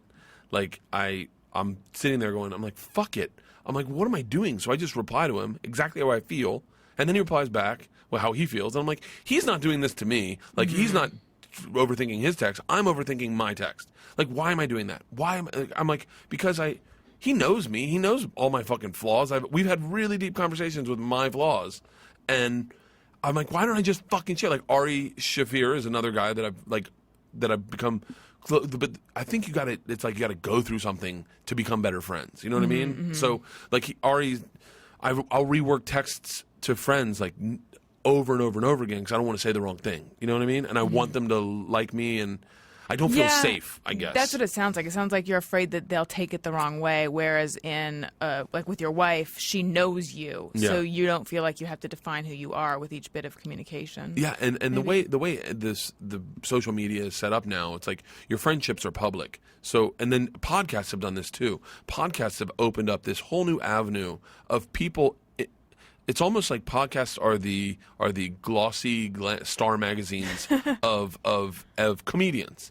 Because guys will come on and say something on your podcast, and then I'll hear it. Like so, I just said that. So someone's going to text Joe, tweet Joe. Joe, did you hear what Bert said about you on this podcast? Now it's already loaded because now Joe's going to go.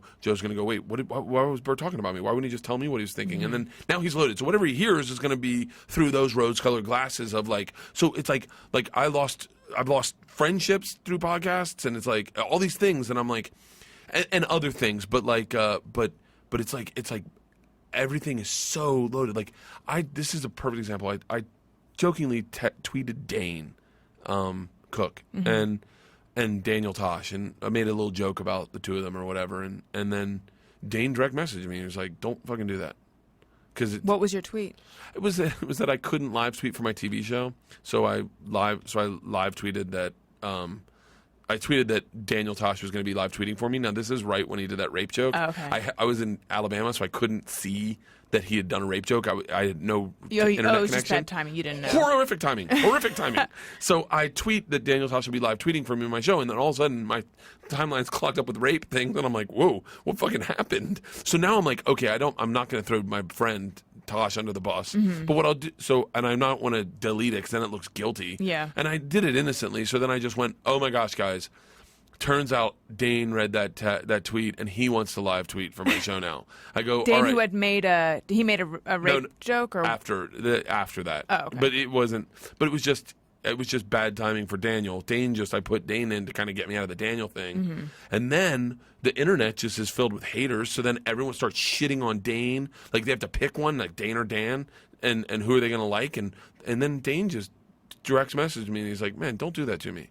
Like I was just trying to be funny and lighthearted, but Dane's like, now I'm getting a bunch of bullshit for nothing, for no reason at all. Just like, 'cause you mentioned him, don't bring my name up in tweets because, it fucking everything's loaded. And I was like, oh my god. I was like, whatever happened to this fucking world? Like that my personality is so lighthearted and I like to fuck around all the time that it's like I took a picture with this fat guy, and I said not this fat guy. I took this picture with this guy Roland, who is overweight, but he's a friend of mine, and he works on Opie and Anthony.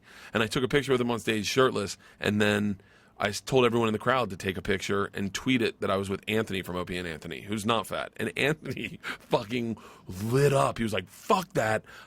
I'm not like Really? on Twitter, but he was joking. Yeah, he was okay. joke tweeting, but he was joke angering. But I was like, oh my god, like I got real nervous. I was like, because I met Anthony, and I'm like, I hope he doesn't dislike me for this. But then I'm like sitting in my bathroom going like, oh my god, should I text him? Should I reply to him? Should I call him? I should call Roland. Let me text Roland. Like I'm doing this fucking micromanaging over a joke, over me trying to be funny.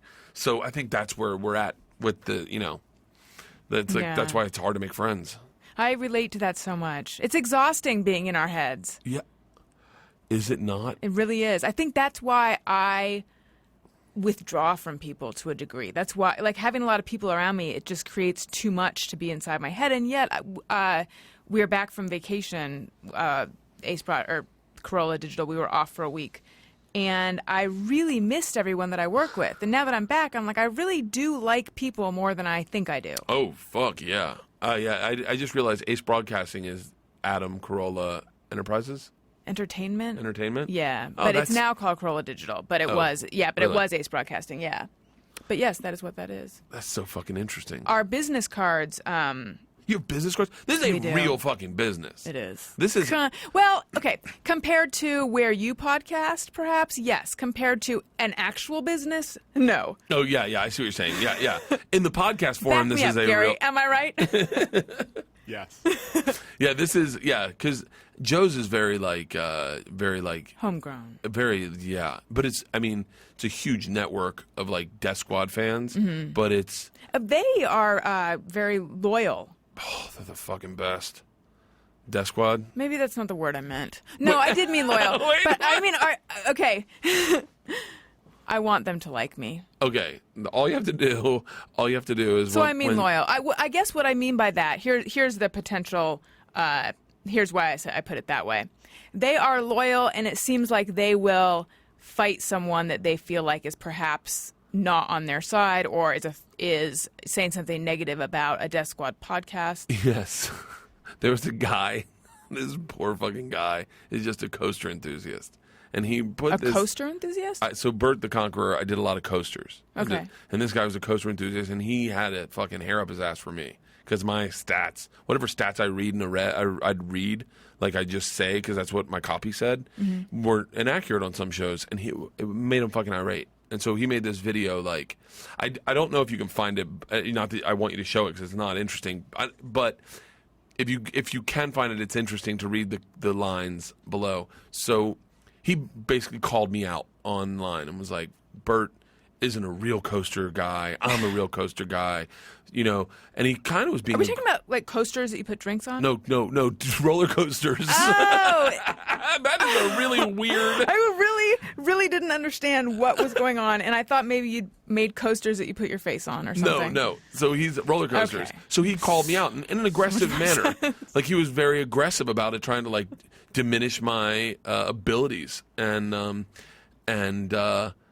I didn't even see it. I never even saw it. I just got a direct message or a tweet from this guy. Real cool, Bert. From this guy who made it. I'm like, I don't even know who this guy is, but I see that. I never reply to anything negative. I never do. I hate that a hater thinks instantly that you know exactly what they're talking about. Exactly. You're like, all I know is someone is unhappy with me, evidently. So I click and I said, I'm sorry, I don't know what I did. I apologize. And then he goes, you know exactly what you did. You sick Death Squad on me. And he goes, and I was like, and then I direct message him. I'm like, I have no idea what you're talking about. And he goes, well, I made a video all in good fun about you, or whatever he said. And he goes, and your cogs came after me. And I was like, cogs? What the fuck's a cog? And he goes, cogs of the machine, that isn't your group? I go, no, they fucking Death Squad destroyed this guy. They not only did they bait him, they troll him into chatting on the comment section on his YouTube page. They'd troll him in, but they'd use references that only people in Death Squad knew, and they literally blew up his views, and everyone just boo, like the thumbs down, and they called themselves the cogs of the machine. They're like, you don't fuck with the machine. We are the cogs of the machine, and we will destroy you. And I was blown away. I was so proud of, like, I've never had fans before, and I was like, the cogs of the machine? So I made like 1,000 cogs of the machine shirt. I was just gonna give them away. It's like, fuck it, I love that. But Death Squad's insane. I was in Scotland, and they'll text you, and they're like, man, if you're in Scotland, let's Death Squad Scotland meet up at a bar. And so you're like, all right. So then I go to a bar, and there's a bunch of dudes, Death Squad Scotland, and you're drinking with them. Like, I'm going to Australia, like, and I'll hashtag Death Squad and then hashtag Australia, and go, I'd love to have beers with anyone from the Death Squad, because I'm also a fan of Joe's podcast and a lot of the Death Squad podcasts. So I go and I kind of talk about the podcast, like, just like a fan. How do I make them like me? Okay. Or does wanting them to like me make it so they won't, in which case I shouldn't have shown that weakness? They'll like you. They're just regular dudes. They're just regular guys that like podcasts. They all like Corolla. They all know who you are, I guarantee you. Like, I the just same. want to put it out there. It's the same Death group. Squad, like me, please. When you post this podcast, I'm very confident. Just tweet on it, just tweet something hashtag Death Squad. Okay. Something ironic or funny hashtag Is Death Olive Squad. Garden something with them? Is that one of their terms? Because I've seen that. Yes, Olive Garden is one of the things. Oh yeah, Olive Garden. How the fuck? Yes, they're big fans of Olive Garden.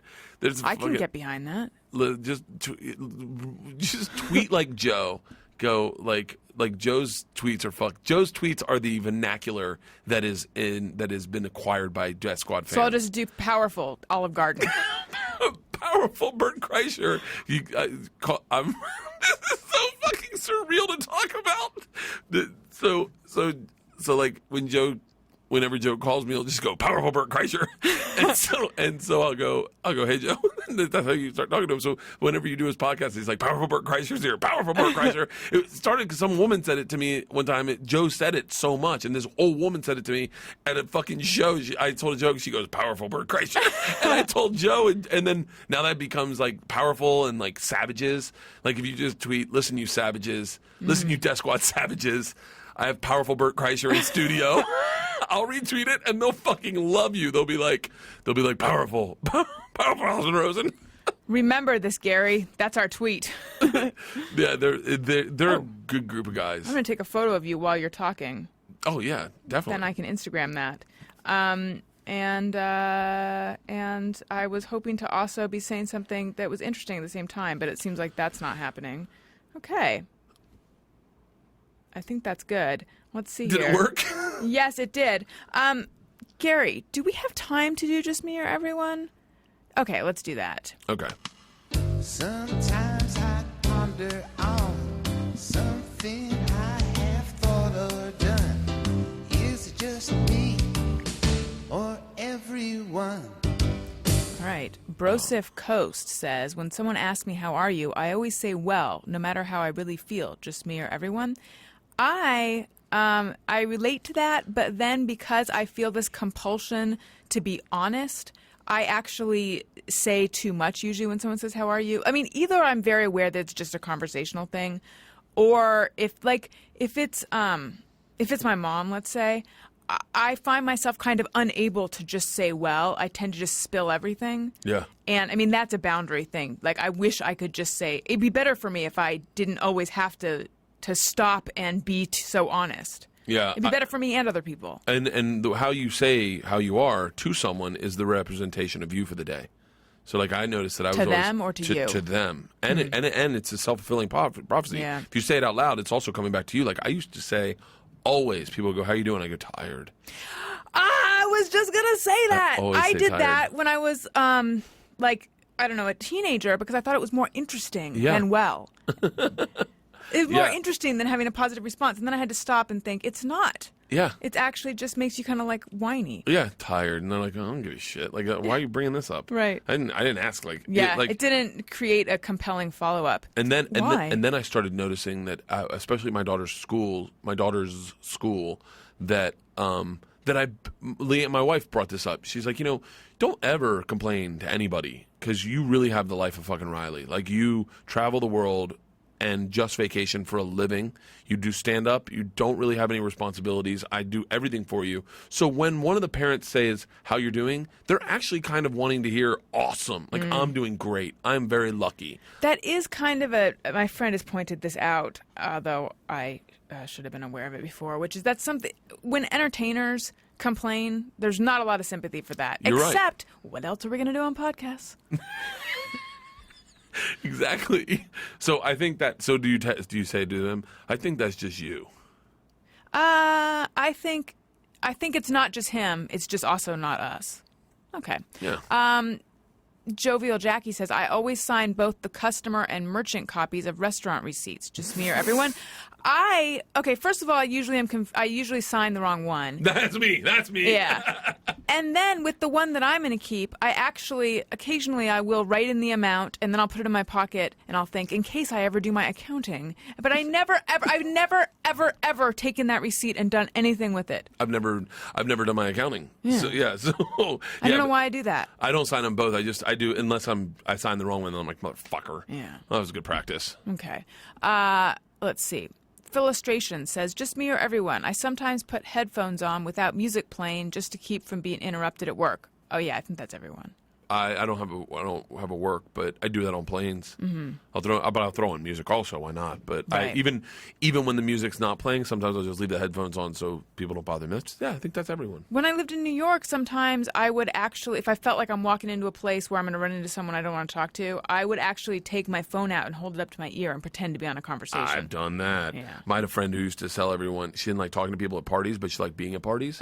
So she would tell everyone she was like, what I found is that if I just tell people I'm a banker, they don't want to talk to me. Oh, that's interesting. They'd be like, "What are you doing?" She was like, "I'm a banker," and they'd be like, "Oh," and it was like a showstopper. Yeah. And I was like, you should say abortion doctor. No one's going to talk to you then. What do you do? I'm an abortion doctor. Okay. Yeah. People I get- might hurt you, though. But apparently I don't think there is actually such a thing as an abortion doctor. I don't think you can specialize in that. I don't think there's no one in med school Right. thinking, well, I want to work with kids. I'm in neonatal care, but it's not care. Okay, let's see. I Like Comics says... Gary is shaking his head at me. Okay. Make sure the garage door closes completely just in case a murderer rolls under before it goes all the way down. You do that? I don't have a garage door, but I am that kind of person. Mm-hmm. I would never just press it and hope that, just roll away, hoping that Right. that happened. And now I won't either. Oh, Although- dude, I'm so terrified of fucking that kind of assault, like just a murderer coming into your house. Yeah. Actually, my car was in the garage, and my car alarm went off, which I looked it up. That can happen sometimes. Yeah. But in the back of my head, ever since then, I've been like, what in my garage could have set off the alarm? Was Yeah. there a person? Was there an animal? Was there a... I mean, obviously there wasn't, or I would have seen it. That's why I got a bull mastiff, because I was like, Mm. I'm never fucking. This dog's a beast. She is like really protective of the house. That's my dream. My dream one day is to have a big enough dog that I could think, this dog will make me feel more safe. But instead, If you I'm just met going my to get a little dog. If you met my dog, you'd be like, this is exactly the dog I'm looking for. Loves women, is never trustful of men. Like any man that rolls through, she's like, I don't know about this guy. What's your dog's name? Priscilla. Okay. Do you ever travel with your dog? No, she's Okay. too big. Because Adam Carolla always talks about how annoyed he is with people who bring their dogs places because it's like if he's on a plane, like, I don't want your dog, da, da, da, da, da. Yeah. And I think, he's not going to like when I get the little dog that I want to have Yes. and it comes with me some places. Yeah. Because I'm okay with that if it's mine. Okay. Maddie Ma says, I always turn my music off when I'm trying to parallel park and it never seems to help. Yes, I do that.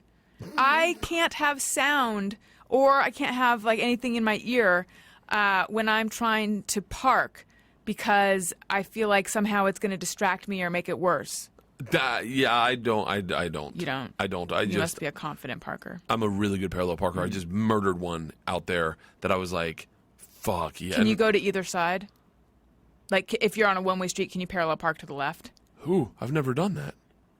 I've done it successfully once, and a number of times I've just thought I'm just going to keep driving because this scares me. I've never done that. I've never. What are the odds that I've never done that? But you'd think that it's actually easier. Didn't It you should spend be any time on Balboa as a kid? not parking to the left. I did actually. Actually, my mom made a rule when I turned 16 that I could not drive on Balboa Island or the freeways or with music.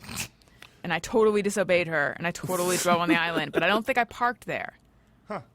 Interesting. That's a great place to get good at it. Okay. Just saying. I don't enjoy the parallel parking. All right. Broseph Coast. Another one from him. Whenever there's a mirror present, I look at myself. Just me. I do that too. And it's not because I'm like, hello, gorgeous. It's more, what's going on? Is there anything weird on my face? Is my hair okay? Da-da-da. I always look at a mirror. I have a buddy that not only looks at a mirror, but he does a pose. Oh, the mirror face? He always puts his tongue in between his lip and his teeth like he's a dip in. Huh. I don't know I wonder why. what that is. He always does that. I'm doing it now and no one Is can he see it. aware that he does that? Oh yeah, I've called him on a million times. Maybe he he was thinks the it guy. makes him look He was the guy tough. that Bert Bagley and I were friends with. Oh, Hobie? Obi.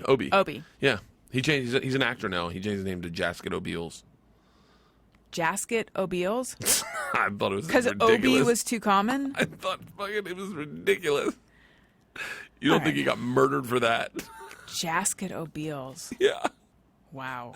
He's in a lot of fucking movies. I guarantee you people have seen him in movies, but I'll have to IMDb him. I think he's got another. I think he changed his name again, maybe, and now he's.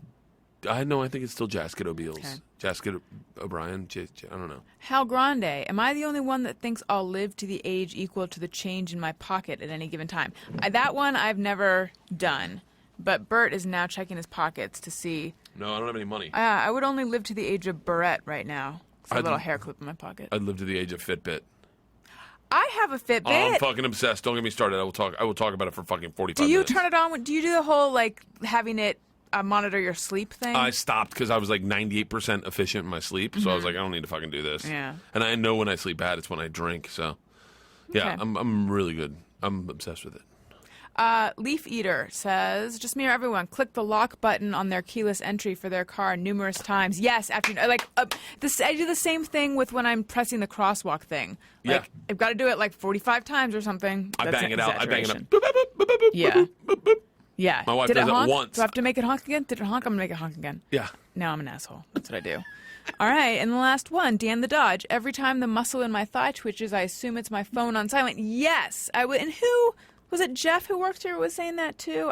I forget, but yeah, I'll feel a vibration in my leg or something, and I will think that it's my phone, even though I don't keep my phone in my pocket. But yeah, and then I realize my phone is nowhere on me. Why am I vibrating? I think it's my phone when I have gas sometimes. And my stomach will grumble. Oh, yeah. I'll go, ooh, is my phone? I'm like, no, I have gas. Yeah. Okay. All right. Well, Bert, thank you so much. This has Allison, been this has delightful. been so much fun. I can't even tell you. Glad you didn't listen to your daughter. I know. And happy belated birthday to your wife. Yeah. Happy impending birthday to you. And what should you plug so that people can find you? When will this go on? In a week or two. A week or two. Yeah. I'll be probably at the Irvine Improv in 2 weeks. Suddenly I forget what the date is. You know what? I'll tell you what. Just go on my Twitter. Okay, which is at Bert Kreischer. At Bert Kreischer. BERT. Yeah, and go to. I guess that's it. Go to my website. It's bertbertbert.com. And Bert. Yeah. And Why? Because one Bert would be silly. Because I'm a fucking idiot. Because I thought that it would be like Tora. You know. I love when you think. Okay, Bert. that makes sense. Yeah. I'm a fucking idiot. So I've got bertbertbert.com. But yeah, and if you want, I don't know if I'm allowed to say that, but I will be tweeting when we're casting. Casting is the wrong word, but it's the only word I'm used to using. But we'll be finding our next tourists for our next trip flips, and we'll be doing it out of L.A. Oh, cool. So if you would like to go on the trip of a vacation of a lifetime, it is happening shortly, like in a few weeks, in like 3 weeks or whatever. Gary wants to go. It's super easy. I will be in a public place. I'll tell you where I'm going to be, and I will just ask you if you want to go on vacation, and we'll talk and hang out for a couple minutes on camera and talk, and I'll kind of interview you and find out what kind of person you are. And like, how do you what choose? kind of, Now I want to go too. you find out if they're adventurous, if they're like, because I already know what we're already out. doing in said trips, so I know what I need people to be able to do. Do you have any that would be suitable to me? I like to just hang out and drink coffee sometimes. No. No? We've got a beast of a schedule. Okay. And so, yeah, I'll be like, do you have an adventurous palate? Do you like sports? Because I'll know, like, do you like NASCAR? Do you like country music? And then you kind of hash it out, and then you find out who's into what kind of things. And then if everyone signs off, then we put them into that show in said place, and we tell them, well, pack your bags. You're going to Tasmania. So... That sounds neat. Yeah, like usually. I don't want to end the show on me saying something sounds neat, but I really meant it. Do you want to sing a song together? Oh, what song? I don't know. I don't know. What- I don't do you know normally what song? sing Do you know on what the song show. gets stuck in my head all the time? What? Is when I had like a month in college where this song was stuck in my head every day. It's a hard knock life For us, It's a hard knock life for us. Instead of kisses, we get kicks. Instead of tricks, we get something. It's a hard knock life. Yeah, that was fantastic. I feel like if we're not careful, we're gonna end up on Broadway. And well, Gary loves musicals. Did that tickle your fancy? That was excellent. Thank you. All right, the listeners I want to say thank you for listening. I love you guys. Hey, and if you're going to buy something on Amazon, which you are because they have everything, you may as well click the banner on my website, AlisonRosen.com, because it'll cost the same to you, and that will help out the show. Okay, I love you guys, and thank you again, Bert. And next thing you know, you're going to be hardcore Death Squad. That's what I want. You're going to be hardcore Death Squad. A powerful Olive Garden, Savage, Death Squad. Praise Odin. Praise Odin. Indica. I love you guys. Bye. That's hilarious. Hey, do you know about the Alison Rosen show? We had a good time, but now we gotta go. Thank you for choosing the Alison Rosen show.